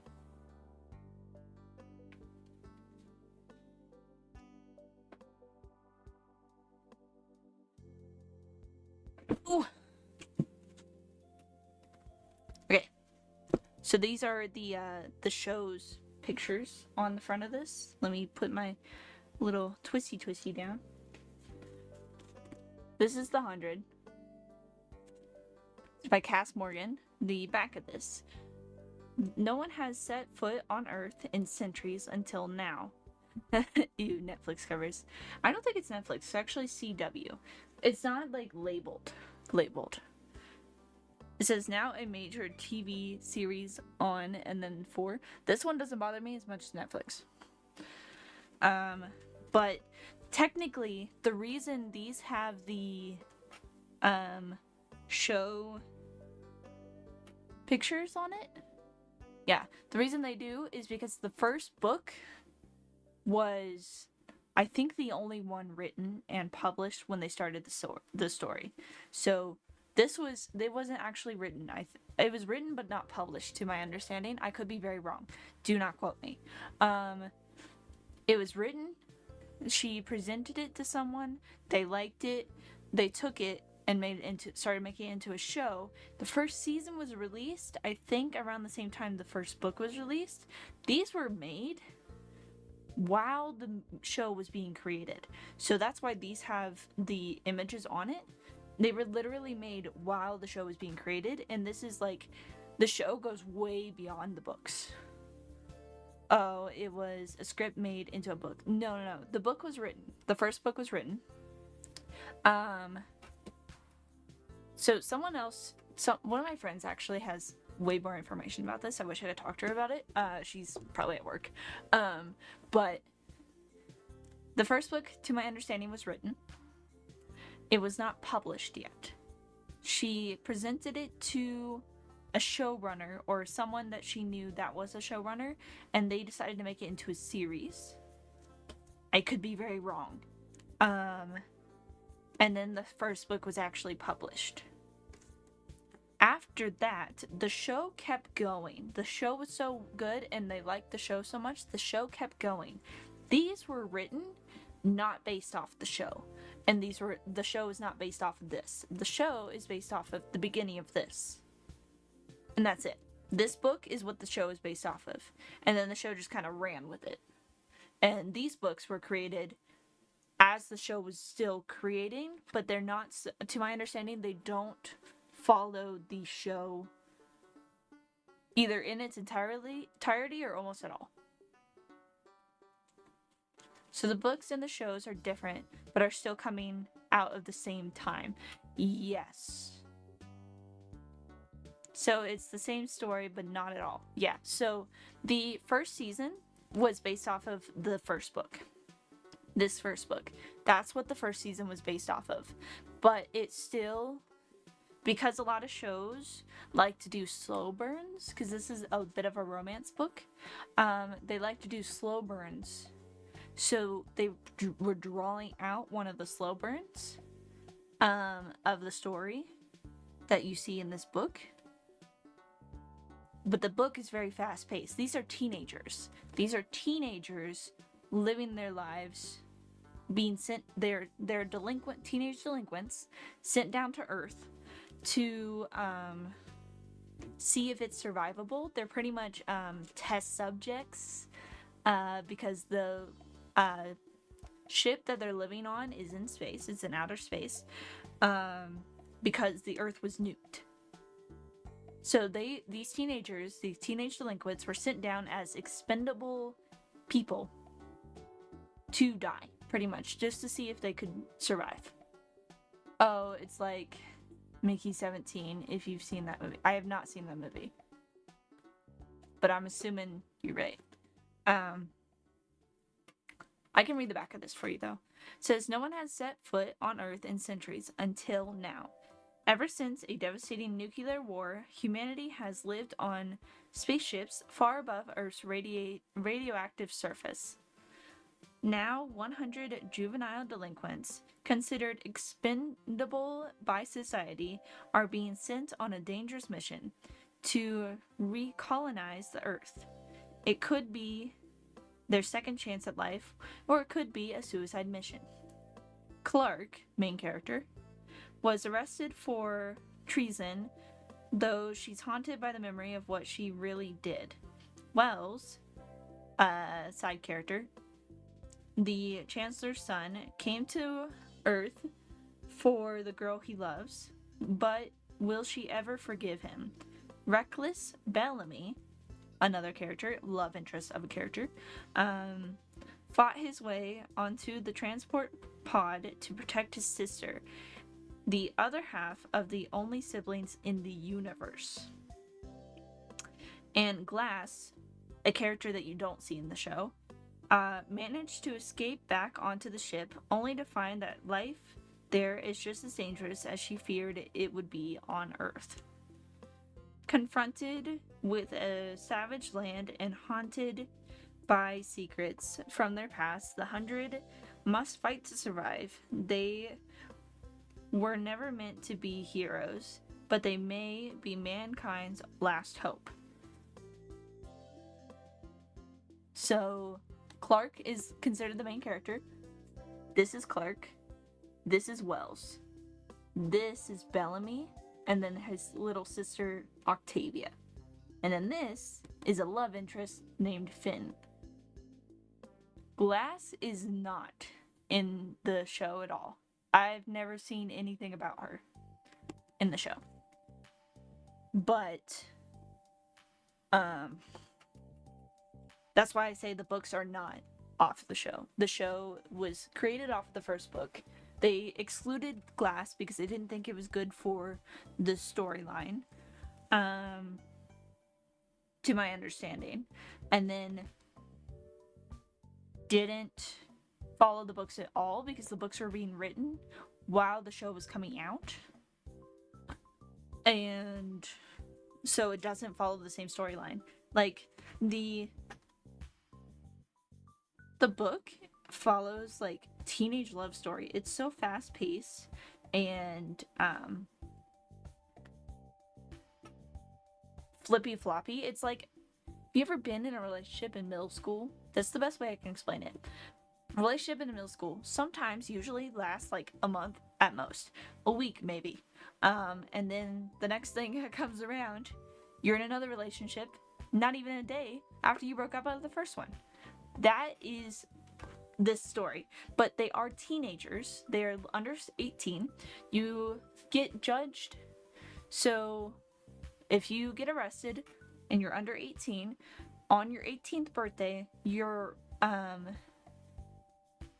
like retrialed is the best way I can say. And they decide if you can be good for society or if it's not worth it. And if it's not worth it, you get floated. You get shot into space to die. Literally. But that's what these are.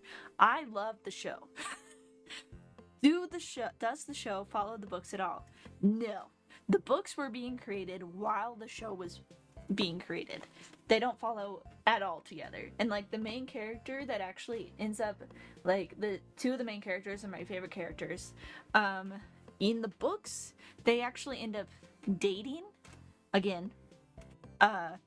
Middle school romance to begin with. I've only finished the first book. That's why I call it middle school romance, because it's all over the place.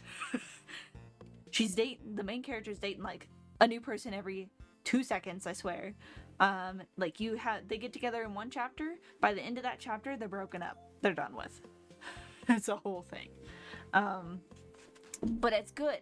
It's good. It's cheesy. I like it. But it also has that romance, but it also has the backstory and like the situation behind the story. But like the main character dates another main character, Clark and Bellamy. I'm just gonna put it out there. I'm gonna give all kinds of fucking spoilers for the show, probably. They actually date in this, and to my understanding, they are in game in the books. They're not in game in the movies or in the show. Sorry, they're not in game in the show. They do not actually ever date in the show, to my understanding, or to my memory. They don't actually date. You can think they dated, but they didn't actually date. Funny thing is, the actors of the characters Clark and Bellamy in the show are actually married and have a child together.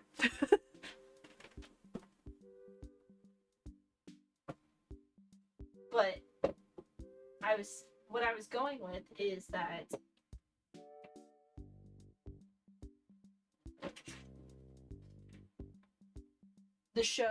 the books are great. The show is great. Are they great together? No, they're not the same story. They're different stories. And Crazy Creation Story, like, what the hell? Like, let's just make up stuff as we go and not stick with the source material. Yeah, it's because there was no source material. After the first season, there was not a source material. She wrote these books during the creation of the story, and the creation of the TV show was actually faster than she was able to write the books, to my understanding. By the time the 5th season was out, she had finally finished all the books, because I discovered the books in the 5th season, and all the story and all the books were out by that point. So she was writing the books at the time the story was being created on TV. So they do not follow each other at all. Almost. It's just a presenting of the story, and then they run with it. And like each season there's a new it's kind of like superhero shows where each episode there's a new villain. That's pretty much every season. The whole season follows a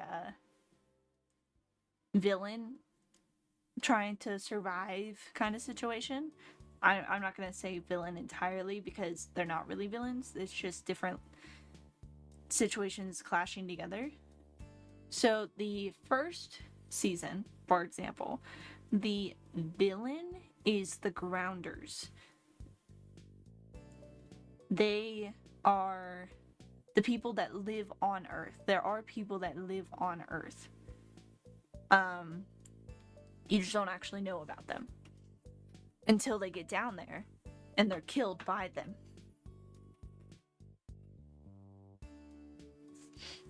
And one of the characters, to my understanding, actually falls in love with one of them. Like, marries one of them in the books. Or whatever the equivalent of marry is in the situation. But the first season is the Grounders are the enemy.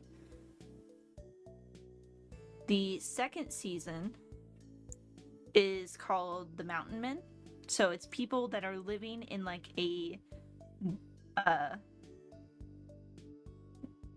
world end of the world kind of bunker situation, and they are using the grounders to survive. And the people from space end up being taken in by the people that are using the grounders to survive. And then they end up blowing up the not really blowing up, they end up killing everyone in the mountain by the end of the season. Because they cannot, there is still radiation on Earth, so the people in the mountain cannot survive the radiation that's on the Earth. They have to live inside. The people outside on the grounders, they can survive the outside world. Mountain men cannot. So they literally open the doors and pretty much nuke the mountain men just by opening the doors. And the people from space have been exposed to solar radiation for so long, they are like the cure to the non-survival of mountain men, which is a whole situation. Chilling on Mars. So they fall in love with aliens and such, just chilling on Mars as death is going through it. They're all humans. They're all humans. Just different situations. So yeah, the first season, Enemies Grounders. Second season, The Mountain Men. Third season is... honestly, that one's a mess. So the third season, everyone that survived the original breakdown of the spaceship comes down to Earth to try to live, and comes down for the people that already live there. Technically, they come down in season 2, I believe. Like the end of season 1, season 2 situation. But that's a whole mess in itself. But the third season is like the enemies. It's literally the people that came down.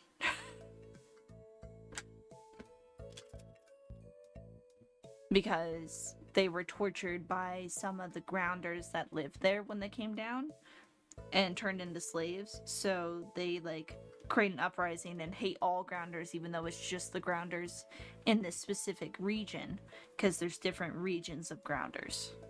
They all live under one real ruling, but they're different regions.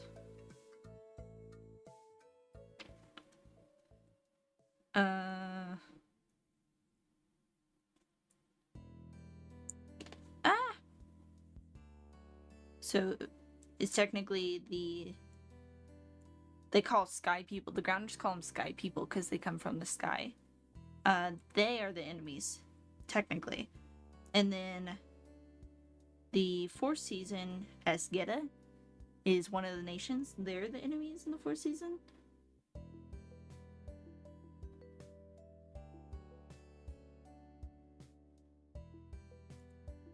I think. I could be messed up. It's been a long time since I've done this. And then you just paused and had a 1,000-yard stare and went the third season. That's a mess.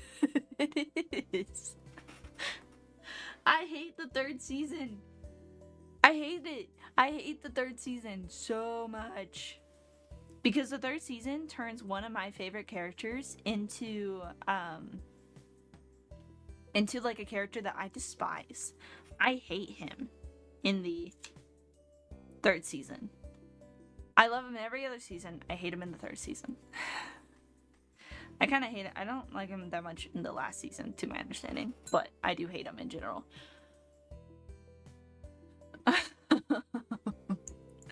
I feel the need to go grab the, I feel the need to go grab my set. I have a box set of them. 100...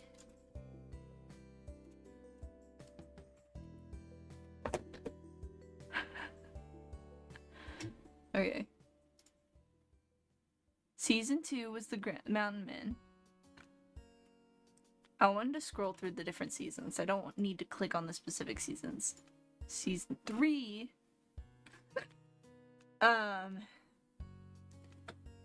is a whole situation, and it's literally a whole mess. Understandable. Yeah. Season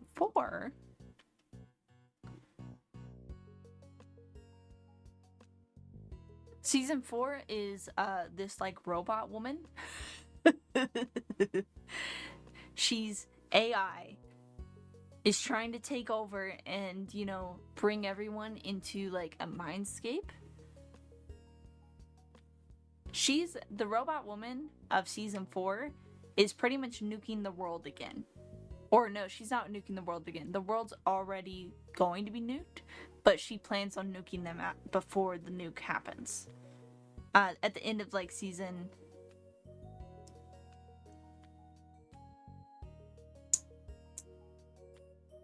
Yeah, at the end of season...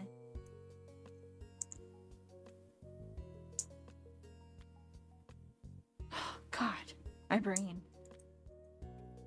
I'm trying so hard. I'm looking at the titles of the episodes to go with this. I feel the plot going off the rails, kind of.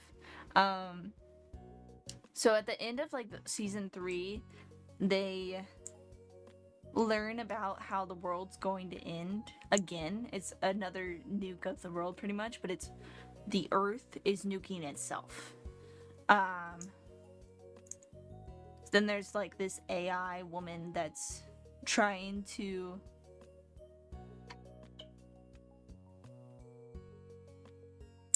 take over the world. Or is that season 3? Oh my god, my brain hurts.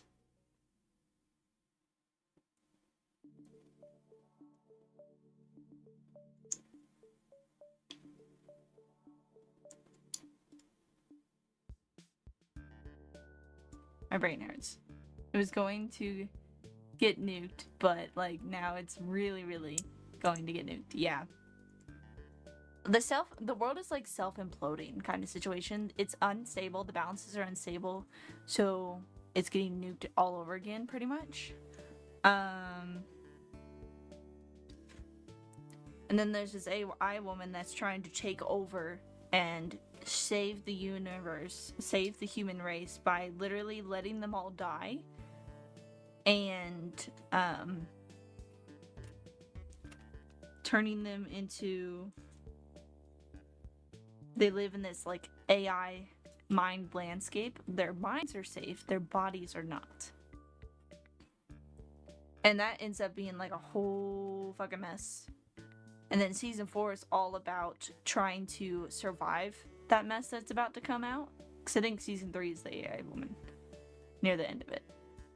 And then the end of season 4 is the world nuking itself.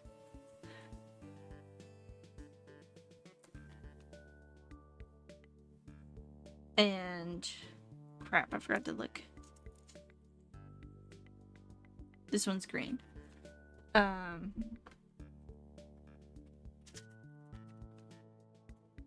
So it's people trying to... The whole season 4 is trying to find a way to survive what they call prime fire, which is the nuking of the earth. And then season 5 is 6 years later after the nuking of the earth. And a few people went to live on the spaceship, was able to go up and live on the spaceship to survive. There was people live in a bunker situation to survive. And then there's 2 people, the main character Clark, and then a child that she stumbles upon that survives prime fire because of special blood that she has in her system. They call it the Commander Nightblood. That's how they choose, the Grounders choose their rulers, is Nightbloods. So they are in an AI thing, but also in the Earth that is going to get nuked. Yeah, so the AI is literally, your mind is in the AI. Your mind is living in the AI system. And then your body could die. Literally, your body could die in the world, and your mind stays in there. Fun fact though about the AI, if your mind dies in the AI, your body, you're dead. Like, your body just exists without you in it. You're dead. It's your body doesn't work anymore.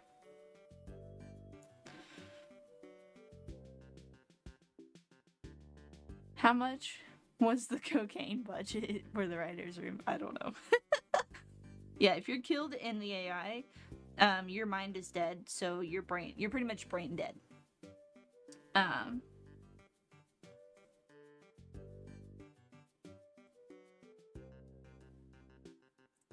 Cause let me go through this.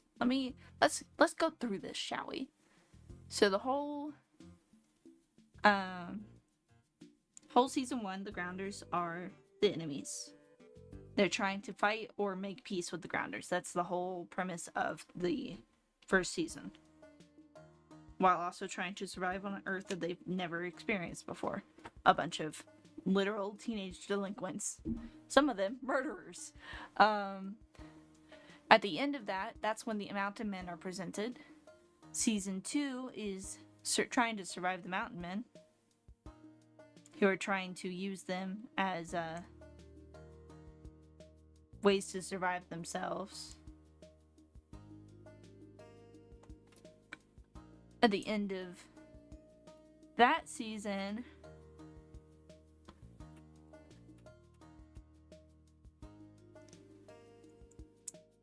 is I think the presenting of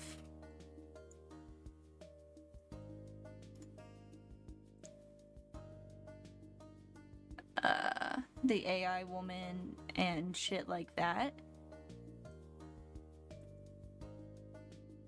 But also the hatred between the Grounders and the Sky People, because the Grounders betrayed the Sky People at the end of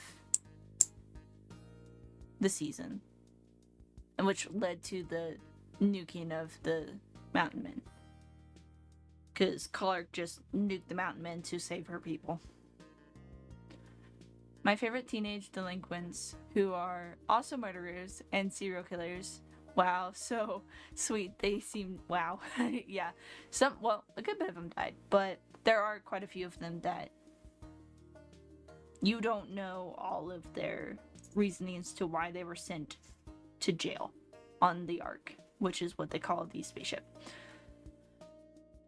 Am I supposed to root for them? No, not all of them are bad. The ones that were killers, a good bit of them were bad, and they ended up dying pretty quickly.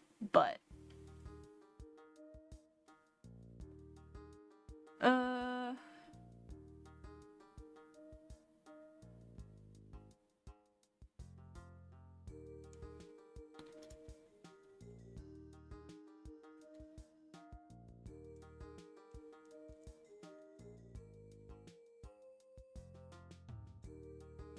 yeah, so season 4 is the prepping of Prime Fire.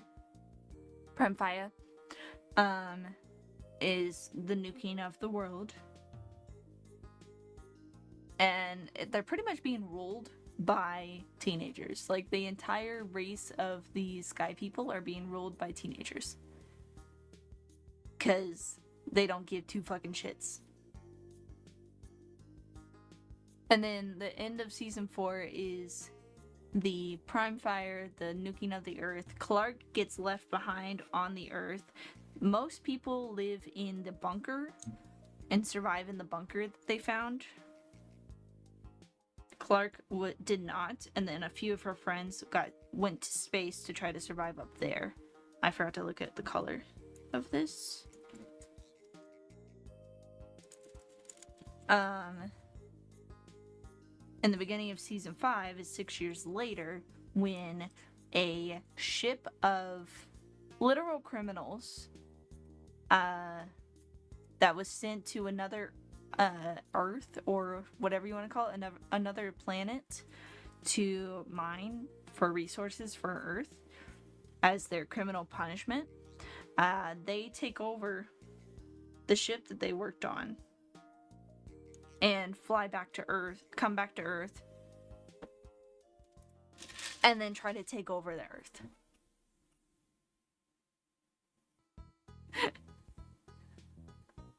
And that whole story is getting the bunker open, the battle between the prisoners of this one thing, and then the people from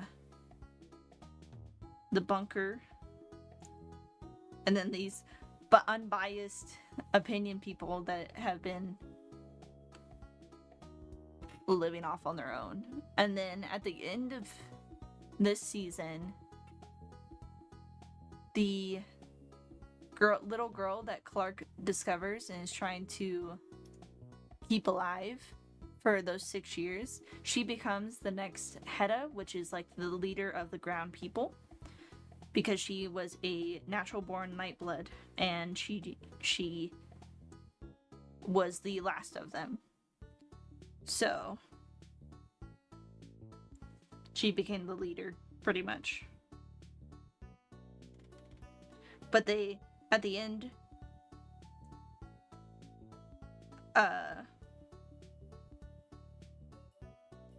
the Earth got nuked again, so there was prisoners, grounders, and sky people all alike went back on this ship. Hello. And are trying to live on this ship for a certain year. They go into like cryo sleep, whatever it is, to stay alive for thousands of years. And they actually end up discovering that the Earth, some people stay awake, which they shouldn't be staying awake. Some people stayed awake. 2 people did. They decided to have a life on this ship alone, awake. They discovered that the Earth is not survivable, so they find a new Earth to go to, or a new planet to go survive on. And this planet is called Sanctum. And that's where they discovered more people that were from Earth, that were like most intelligent people in lives and stuff like that. And that's a whole mess in itself.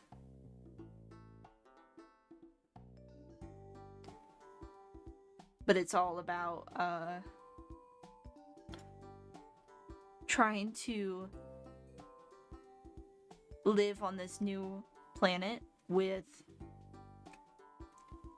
these people that were already there. And there's a whole situation where they have these like founder families, they're considered gods, and these the Nightbloods of these families have like these chips in their heads that keep their minds alive, and every time a Nightblood is born, once they reach a certain age in this society, one of the founding families, their mind chip goes into this person's body, and this person pretty much dies.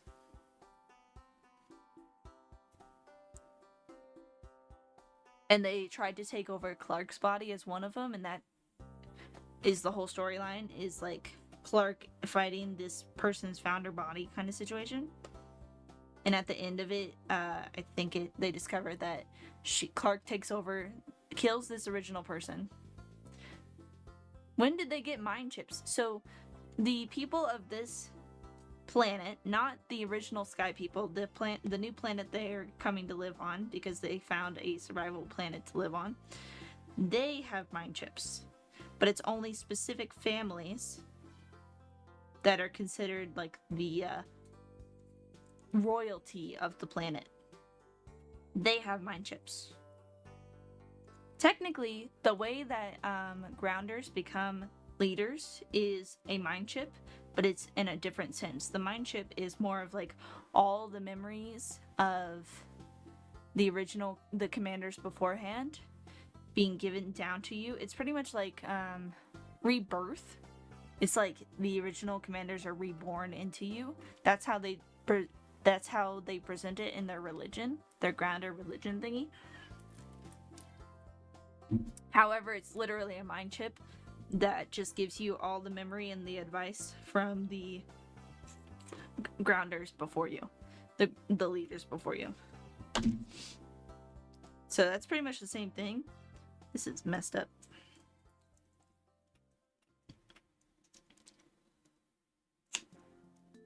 Royalty of the nuked Earth, where nothing lives. No, different Earth, different planet, completely different planet.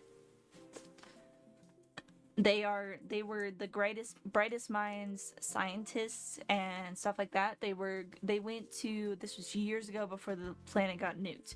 They went to a new planet to mine resources and study and try to find a new world, a new civilization kind of situation. They were pretty much colonizing a whole new Earth.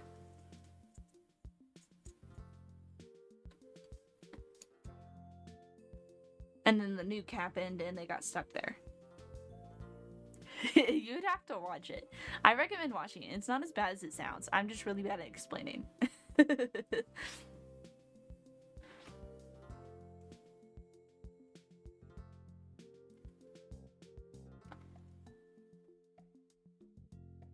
But that's the last season I've watched. So the season 7 I have not watched. I don't know anything about it. Besides, like, edits that I've found here and there. I don't actually know anything about season 7, though. So I can't say anything on that. It genuinely isn't as bad as it seems. It's very out there and crazy. But that's why everyone loves it. That's why it was such a good show. In people's opinions. I can't wrap this stupid thing around.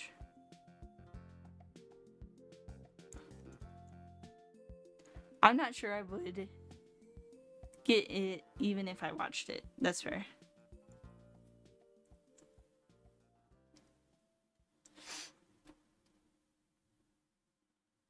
I enjoyed it a lot though. You can watch it on Netflix though. If you have a Netflix subscription, you can watch it on there. If you're interested.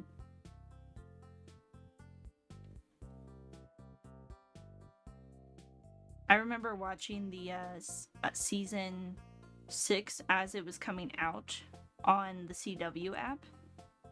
And it was so weird to watch it every week and be confused as all hell.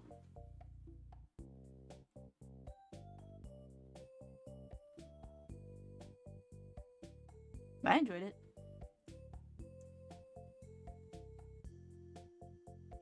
Yeah, if you're interested. I feel like it really goes off the rails season 5 to season 6. But and then season 7, I know how the ending happens, and I don't want to watch it because of that.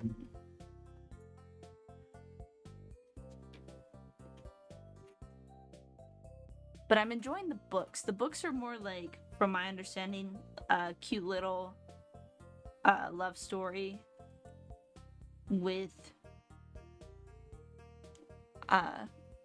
these like danger themes, but pretty sure the books end before, I guess, the equivalent of season 3 or 4. So before it gets really nuts, the books already end. So the books might be more to your speed than the show would be. They really went off the fucking rails with the show. That was blue. I keep forgetting to grab the collar out before I start rolling up the words, and then I forget what I'm rolling up. Sounds interesting either way. Yeah, I enjoyed it a lot. I got my mom to watch it, the series. She watched it all the way through. She actually watched season 7. I told her I wasn't going to watch season 7 anytime soon because I gotta give myself the mentality preparedness to watch season 7. But she watched it and loved it. My mom is very picky about shows. She also did think it went off the rails though. But she was there for it. I can't wrap the stupid thing around the stupid thing. I remember when I did this the first time around. I remember how much I hated it now.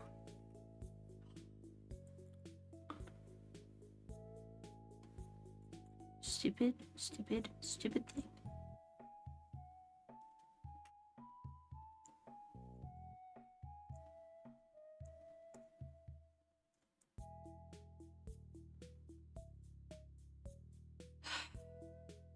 I'm going to scream. I'm not, but I want to. I'm trying so hard right now. But the string is like falling apart at the end, so it's all over the place.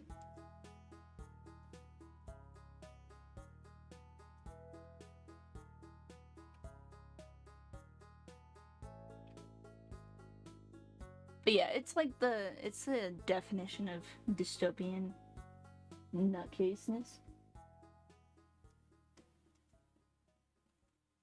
And then there's not a whole lot of other books that I've read that like have been adapted.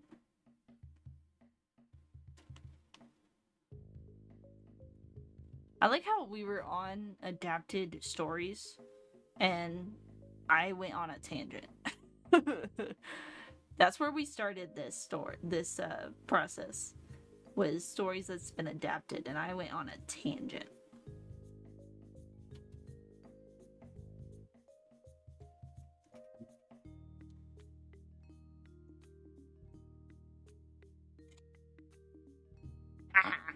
Finally got it. That was stupid. That was hateful. I still, kid you not, this is the books from the first page that I'm doing. I still have 2 more pages. This takes me hours to do. And there's still a whole collection I need to do. I've done at least 6 so far. Because we've just been like getting off track and talking about all kinds of stuff. And I keep getting up. You know what book series I want to be turned into a TV show? TV show. I'm going with TV show because I feel like for you to be able to fully grasp the understanding of the book and make it really good is make it into a TV show. The Carve the Mark series by Veronica Roth. Do you know what that is by chance? If not, I will get up and grab them so I can show you.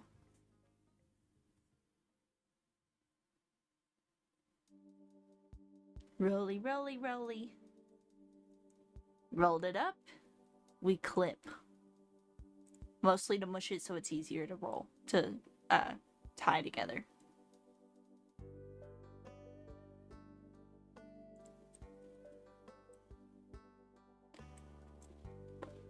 Ugh. No, ma'am, I never met that author. Oh my gosh. So, Veronica Roth is most famously known for her Divergent series, which was turned into a movie adaptation. But they did like the 3rd movie is like half of the 3rd book. It's not the full book. Because technically it's a trilogy. You know Divergent? Okay, so we're good.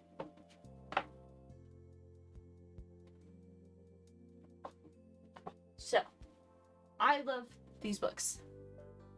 I have paperbacks to actually show you, but I don't think there is a map in the paperback. Yeah, there's not a map in the paperback, which is what I want to show you, and that's why. Oh, there is. So, I'll show you a bigger page. This is the map of the area. This is the map of the universe of this place. And then, I don't know how to say any of the words in this. I'll show you a bigger page though. Look at my book. So, do you see this? First off, do you see the warp in my book cover?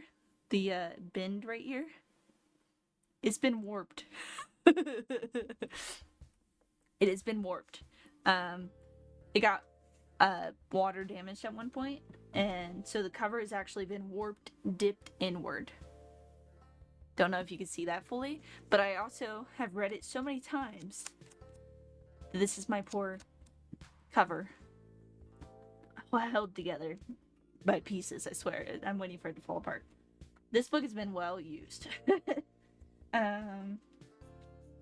this is the map a bit bigger.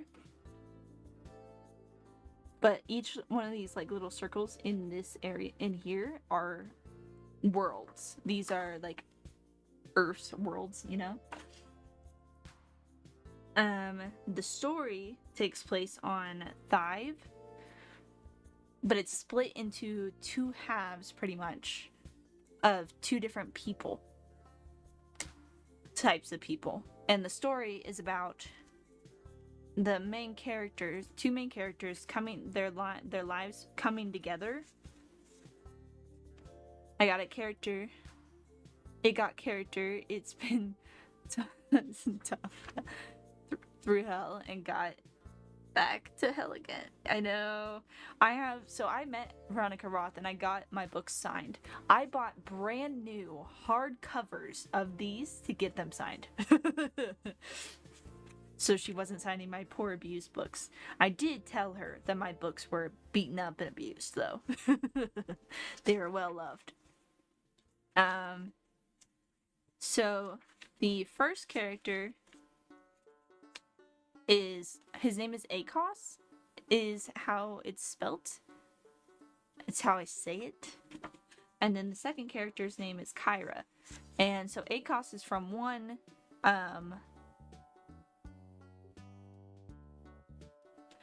side of the planet, and Kyra's from a different side. Their lives come together because of a war, pretty much. These two countries hate each other, despise each other. And there's apparently fates is what brings them together. Their fates connect, pretty much. And that's what the second book is called, Fates Divide. He sounds like someone out of the Iliad. Yeah. I mean, I don't know. So we got Kyra and Akos grew up in enemy territory on a vibrant yet divided planet. Kyra's ability to transfer extraordinary pain with a simple touch makes her a dangerous weapon for her tyrant,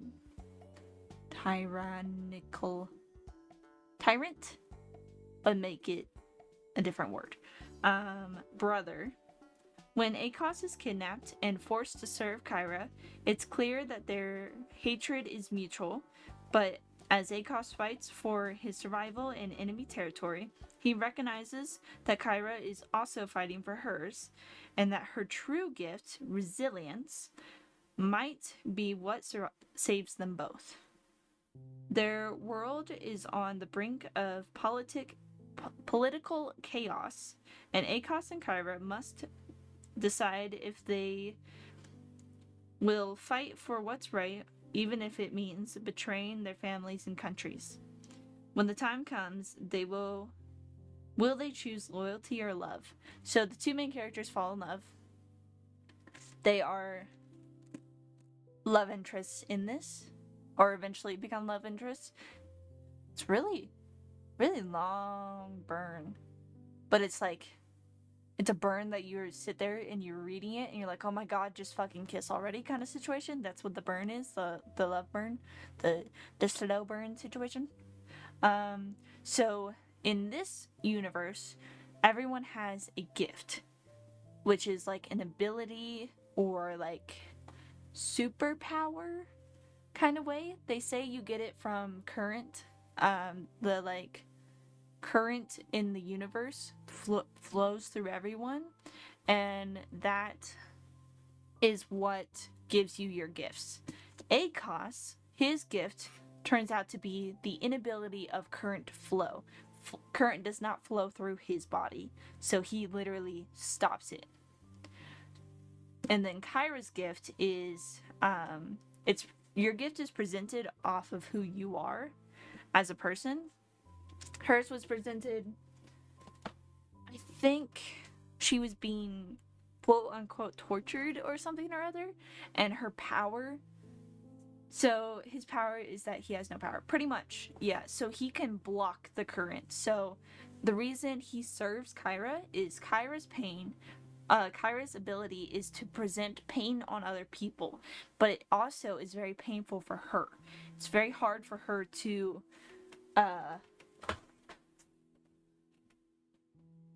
use her abilities without not only hurting herself but other people. When she chooses to push her ability into a person, all of her pain into another person, they straight up die. They cannot survive that. They are dead. But that leaves her in like a 3-day slump of where she doesn't have any pain, but she's so exhausted that she like, I don't know, best way I can explain, imagine like a horrible hangover. I think it's the best way I can explain that. But her ability causes herself and other people's a shit ton of pain. And so she's an empath. Except physically. It's like her pain is literal physical pain. Like, imagine you could see all the blood running through her veins. The blood in her veins are black from, this is all not literal. This is all just imaginative, theoretical. So you see all the veins in her body. All of the veins in her body are black, and that black in her veins is pain. And she can actually push it into you with physical touch. ACOS disrupts that transfer situation because his ability doesn't allow the current to flow through. The current is what causes the gifts to exist. So she has the current flowing through her as forms of like pain in her blood. When he touches her, the current stops flowing, so the pain stops existing in her. It's still there, but it's like suppressed. And that's how his ability works. So he pretty much becomes like a pain pill for her, is the best way you can explain it.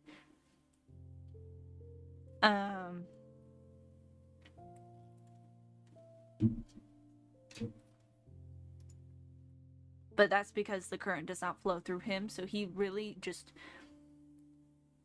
Imagine like there's a stream, water's flowing through the stream, and then you plop like a rock in the middle of that stream and the water stops flowing. That's what he is. But it's like their love story. He's living in enemy territory because he was kidnapped. And he is doomed to serve her survival, pretty much.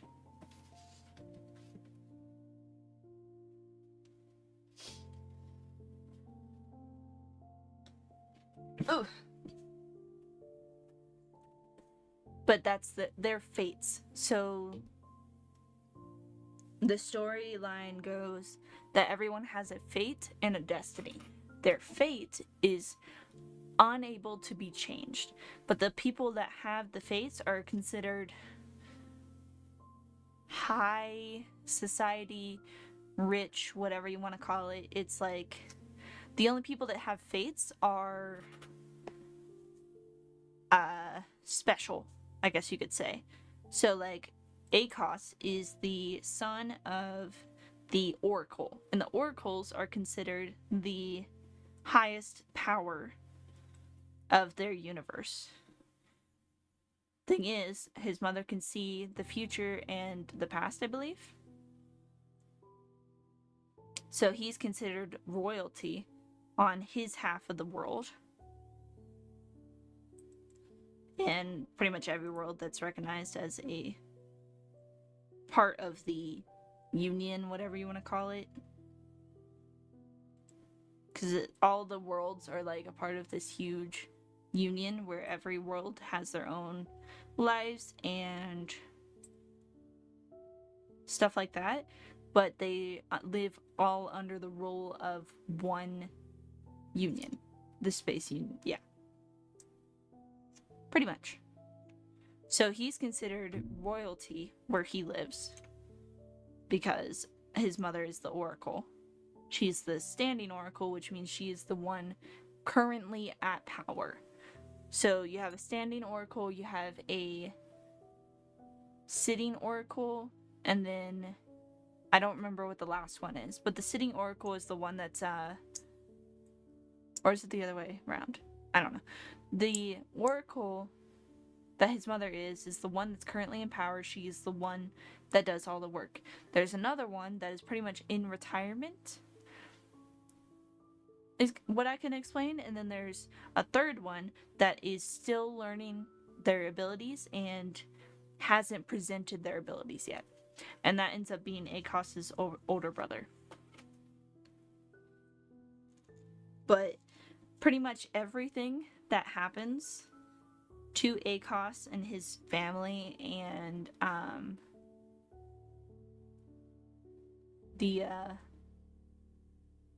the whole story, his mother sees, because that's what she can do with her ability. She can see everything. And she has to let it act out. She's not allowed to interfere in any way, is the best way you can explain that. So she pretty much lets her children, her two sons, get kidnapped. She lets her children get kidnapped, and then lets them live in this enemy territory where they are tortured, abused, all of the above. Are you orange or red? I think you're orange. I'm so interested, but it's like 1 a.m. I'm passing out. Dude, go to sleep.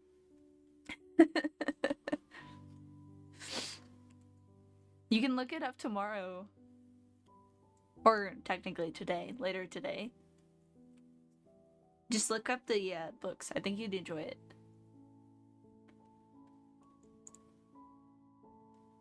Okay, night night. Go to night. Go to sleep.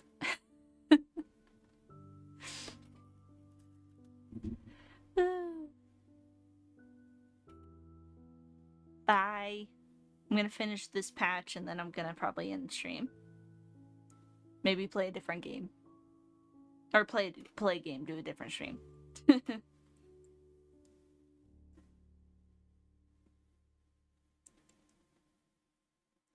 Cause my husband's at his parents' house today, so they got the little one. So I'm pretty free most of the day. Whenever they decide to come home.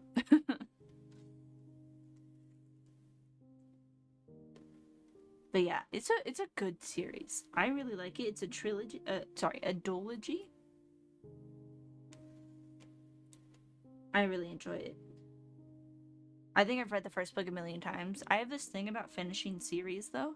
I will read every book besides the last book. And if I do read the last book, I get like halfway through and then I quit because I don't want the story to end. I did that with the Divergence. I think I finished Divergent because technically Divergent is a trilogy, and then the fourth book is like a standalone but they put together kind of situation. So I've read Divergent all the way through because I read the first 3 books and technically that was the end of the story, and then the 4th book is like a prologue plus afterwards. Prologue / epilogue because it's a different character storyline following. So I finished that. I've also done that with Darkest Minds. I haven't finished the side book. Darkest Minds is the same exact way. 3 books and then a side book. I have not finished the side book or the 4th book. That's like the 4th book. That one's called The Darkest Legacy. That follows one of the characters that was in the trilogy. But it's her story in itself, I think. If I remember correctly. I finished the first 3 books. And then I haven't read the 4th one. And then I need to read Brightly Woven. I haven't done that either. I'm still making my little things. I did that. I read a book called Forgetting. That one I have not finished either. I read the first book. I didn't even own the second book until like last year. And now I haven't read the second book yet. And then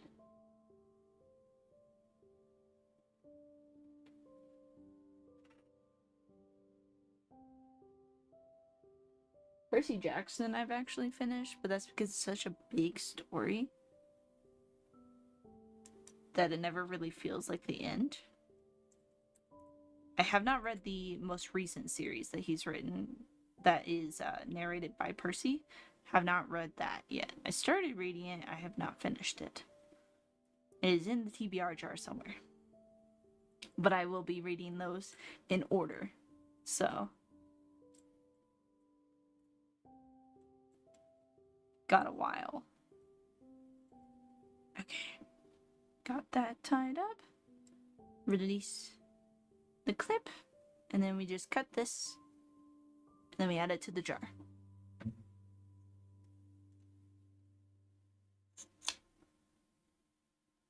we go. Drop. Next.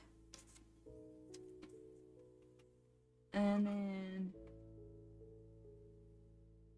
I don't know, I've just read a bunch of random books. I started The 100 last year in December when I was pregnant, and I finished the first book, but I never ended up reading the rest of them, and they're in my TBR jar. I'll wait to pull them out, or at least I'm wanting to wait to pull them out. I want to follow the TBR jar as close as possible, but I'm struggling to get through the books that I've pulled already. Not because they're bad, but because I am a slow reader. Grab the next one. The next one's a romance. I'm never gonna get through these. This is gonna be a whole day thing on and off of me doing this. To actually get through them.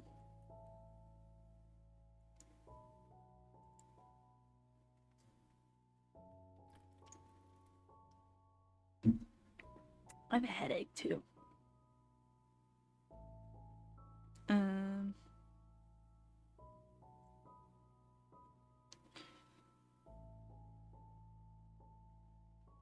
Grab it twice. Get the bead thingy material. Maybe. I'm failing. My string is flailing. Fraying? Fraying. That's the word I was looking for. See if I can wet it and it works. G-bit, actually. Go in. Go in. I got a text message. I should have threaded the bead before I wrapped it. I got it. We're good. Got it.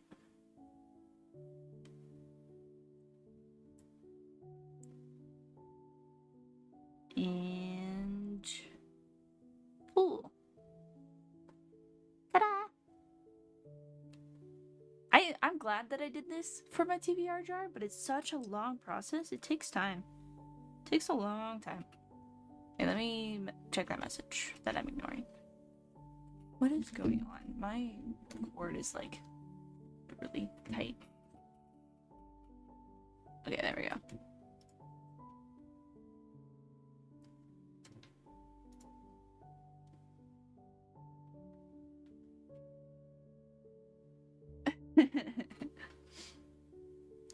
But I got a text message from Waffle.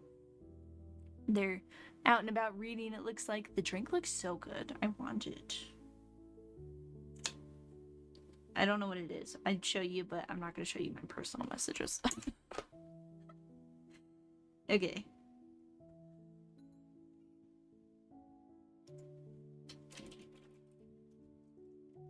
Ah!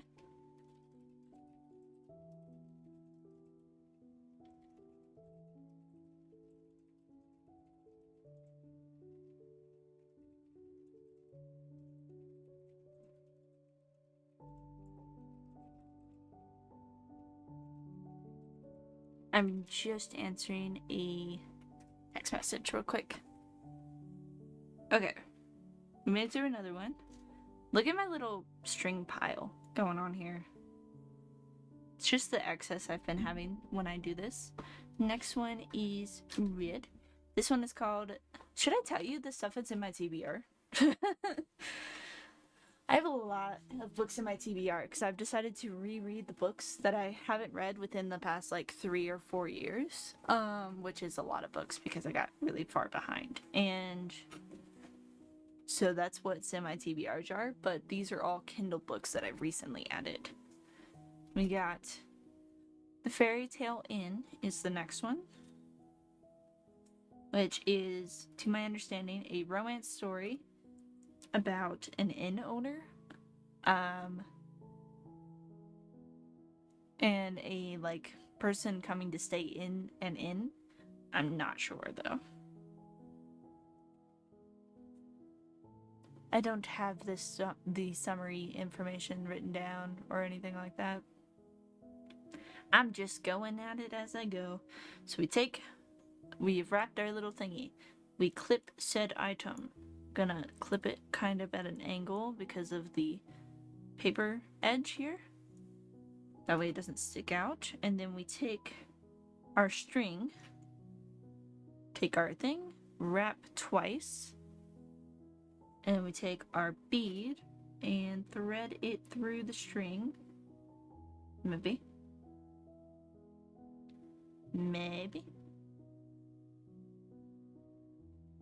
There we go. String fell all the way down. Double tap, wrap. Get my bead back up here. It's fallen all the way down to the bottom of my string. Okay. It unwrapped itself.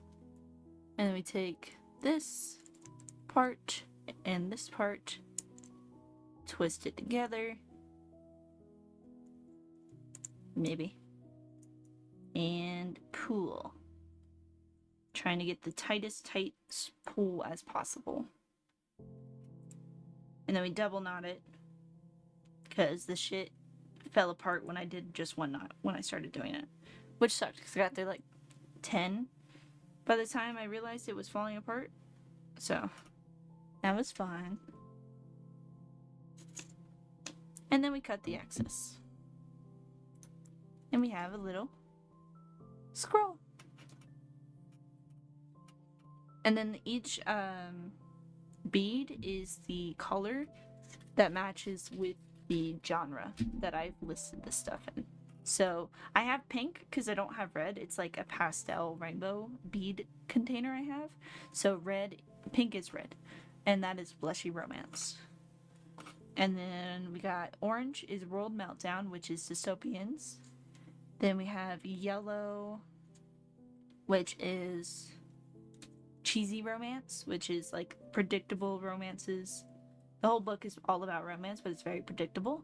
Or childlike. And then green is I don't fucking know. And that is stuff that I've read the description of it, and I could label it based off of the genre that they have, but I don't feel like that genre is what I want it to be. So that's what that is. We got our string, and we thread the string. And then we take our wrap, go twice. That wasn't twice, that just got caught up. Twice. Make sure the bead's on the inside. Wrap string. Bug. It untwisted. This is the game that I deal with every time I try this. It never goes perfectly every single time. Or almost any time. Stay down. Pull string.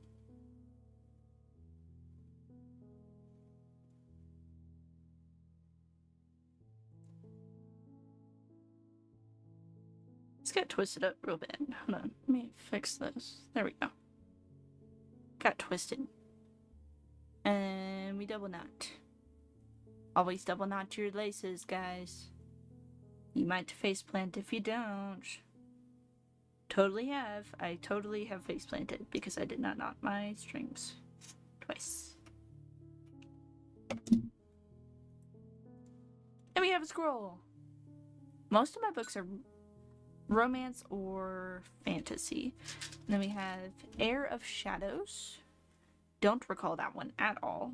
These are all Kindle books that I randomly chose because they were free. So, I don't know what's going on anymore. Okay. Let's twist this up.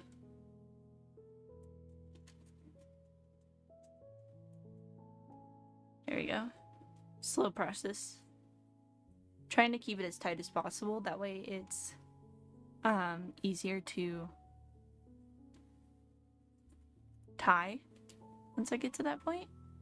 And then we take our thingy mature clip. We need to angle clip this one. That's a little better. Wrap twice. Thread string through. And pull. String got caught. Try again. Got caught on the clip that I use to hold it together.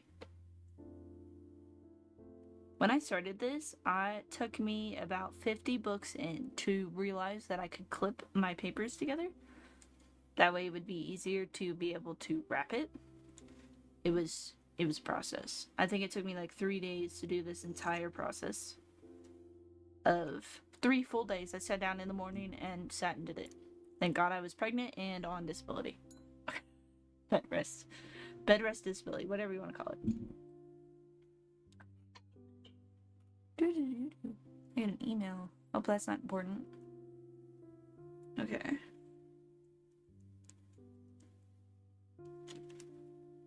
This one's blue. So let's pull the blue out.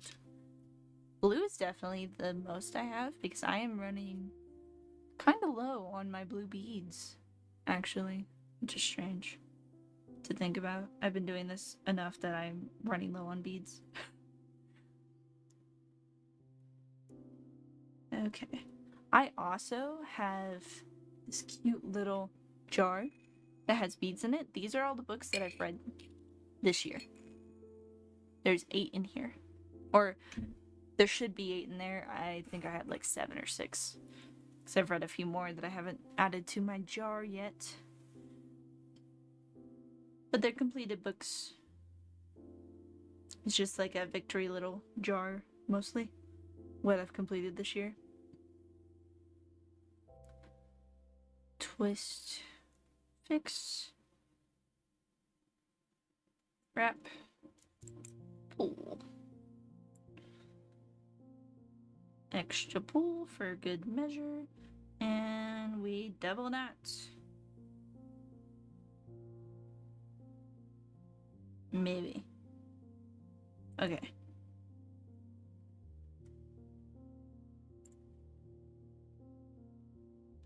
Okay, I got it.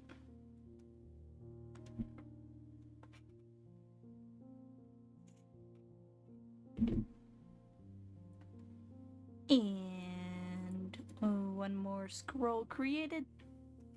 Drop. What are your guys' current reads? I'm curious. One book, are you a one book reader or are you reading multiple books? Do you have to read multiple books to be able to comprehend books?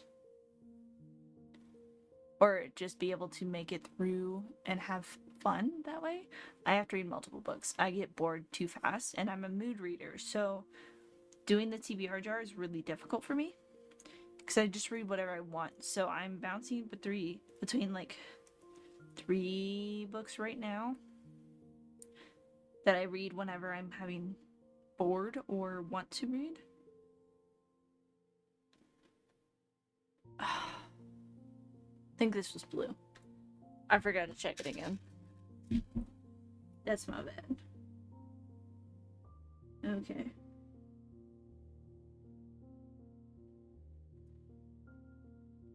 There we go.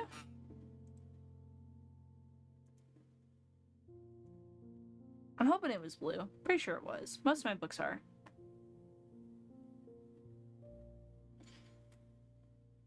Need to readjust that, so I had to hold the string in my mouth.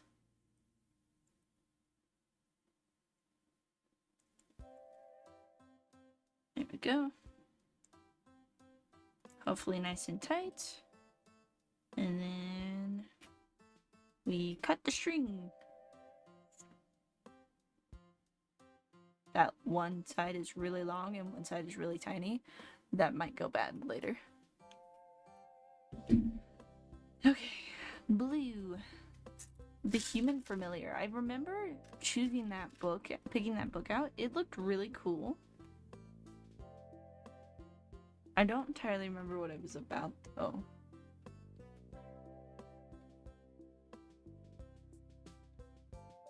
Okay.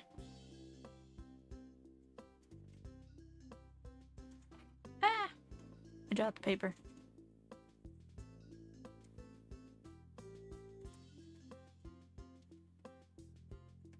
Trying to think of other books I've read that I want to recommend because, you know, they're pretty good.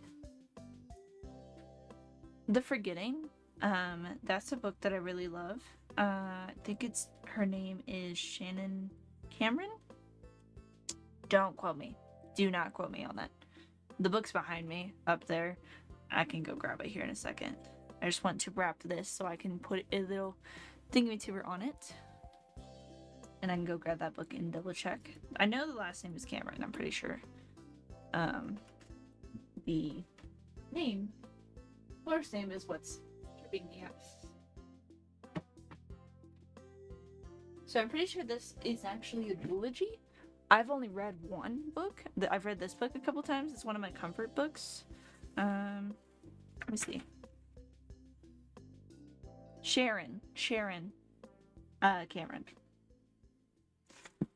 But this is Forgetting.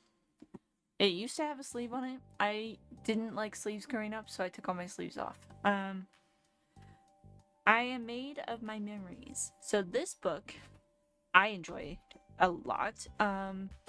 It's pretty much a lot of the, like, I think it's two people of a profession, of some kind of profession, went to a bunch of different professions, went to a new planet to cultivate and try to create this perfect society that did not need money or anything like that. It was all based off trade.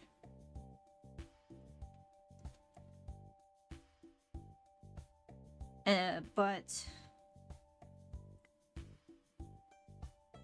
they didn't know that the city that they created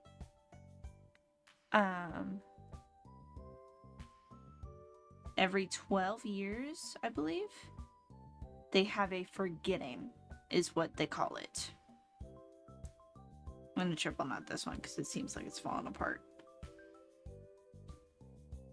And each forgetting, everyone forgets who they are, what they do, and stuff like that.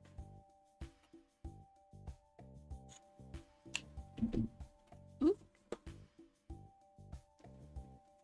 So the whole point of it, of the story, is that they are meant to write their truth, is what they call it. They're writing who they are in the lives they live. I think this is orange. Yes, orange and red look really similar to me, so I mix them up a lot. They're writing all about who they are and the lives they live. That way, when the forgetting happens, they can read through their books and learn who they are.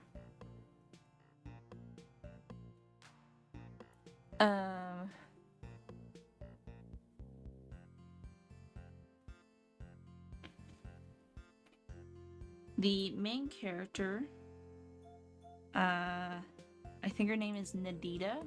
Nadia is what I call her, I think, in my head. She remembers, is the best way you can explain the starting of this. Is she is one that remembers the last forgetting, and she was a child when the last forgetting happened, and this is like the year, couple of months ish leading up to the next one. And she's spending a ton of time trying to make sure that her family can stick together, because in the last forgetting, she remembers her dad leaving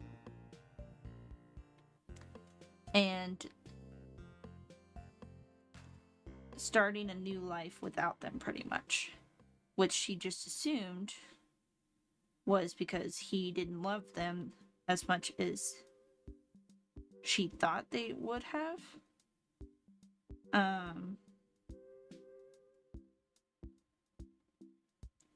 She thought he should have. So he assumed that he wanted to start a new life with someone else, so he rewrote their books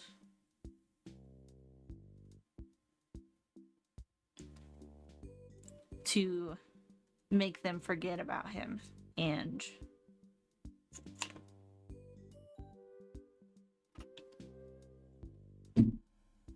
okay,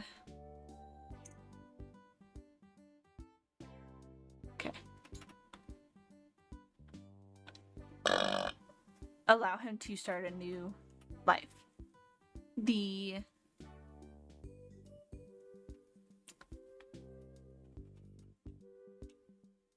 thing that she discovers later on is that that's not the reason why he rewrote her books. But she discovers that her and some of her family members actually recall things before the forgetting. They actually remember the forgetting and before that. But for different situations and things, they remember it differently than others. Than she does. She remembers pretty much almost everything. While her sister and mother remembered things differently. But it's all about her trying to keep her family together, and then she somehow accidentally gets roped into a partnership with her will-be love interest.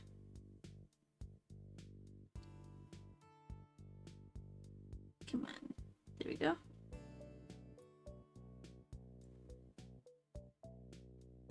Because he catches her breaking the city rules, and she's trying to keep herself and her family safe, so she agrees to a partnership.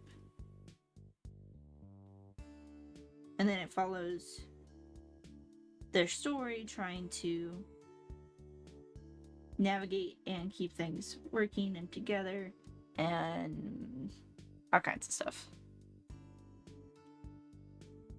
And then there's a whole fucking mess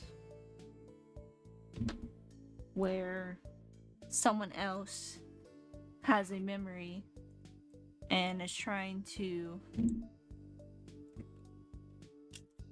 control the city in the way they want to, because they remember things like that. I don't know, the whole thing is all about control, to my best way if I can explain it.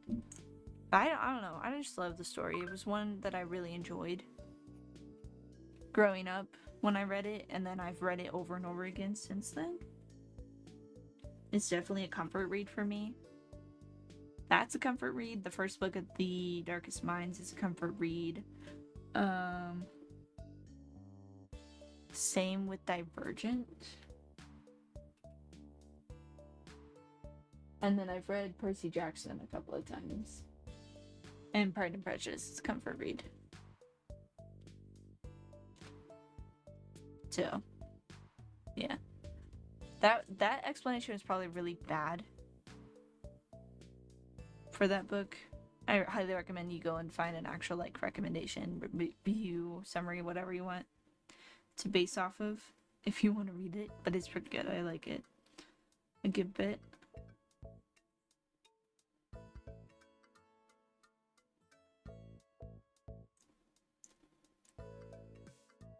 Oof. That one was big. Didn't think I was gonna be able to clip that for a second.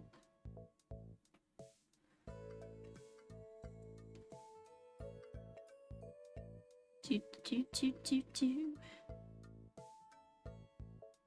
Shake, shake, shake. There we go.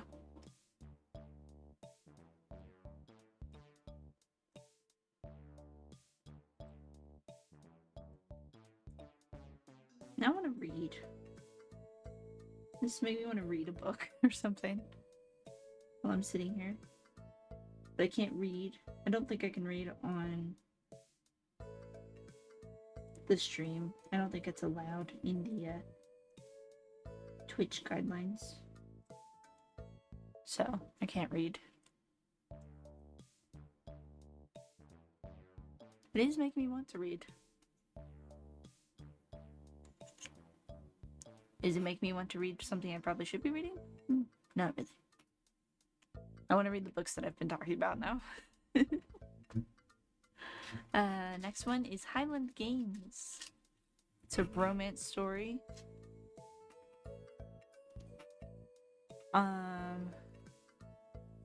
Highlands Game is a Scottish tradition, I believe. Like the actual Highland Games is like a Scottish tradition. And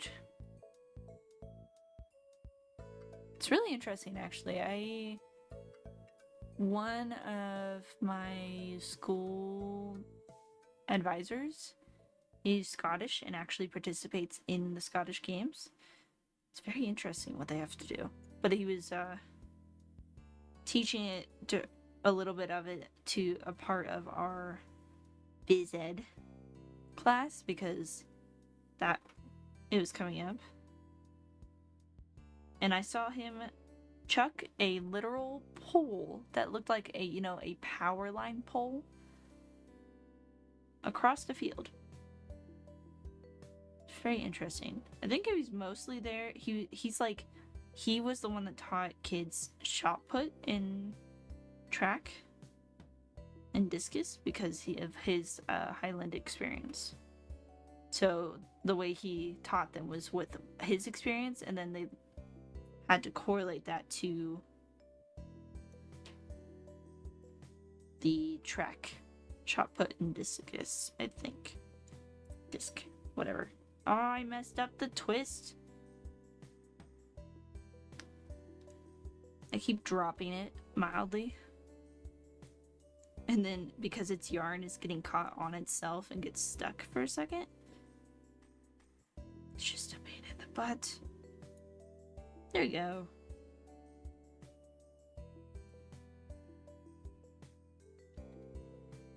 I think I'm gonna end stream here in a minute. I got like 4 or 5 more to wrap up. And then once I'm done with those, I'm gonna end stream. I might sit and read. I need to check out my Dreamlight Valley for today. So I might take a little break, read a little bit, get a snack because I'm actually hungry. And then I'll be back here in a little while. Like, most likely to play on Dreamlight.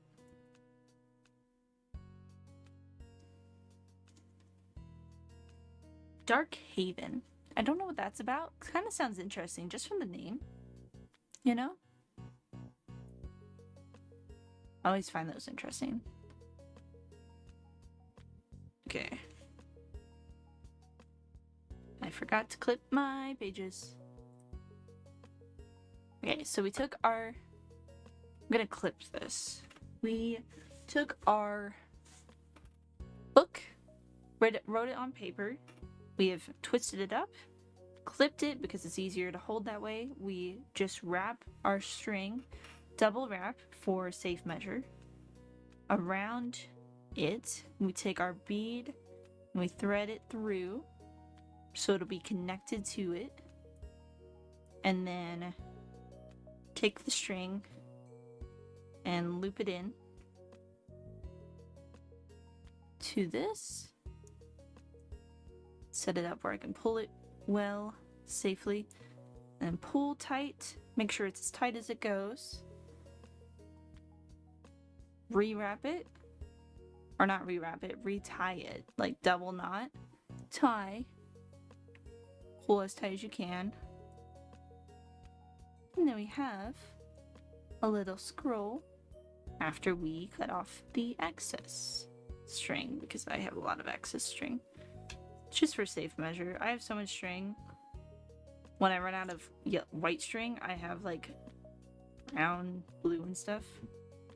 So it'll be fine. Just cut off the excess string. And then we have a little TBR scroll with our genre bead on it. So there we go. That's how I make my little things for my thing. Things for my jar. Okay, I'm gonna go ahead and stop for now. I need a break. I need snacks. I'm a little sweaty, so I need to change the temperature in the house. And I'll likely be back in a few hours to play Dreamlight. So, but I hope you enjoyed my little rambles with Rom mostly about books. And yeah, that's it for me.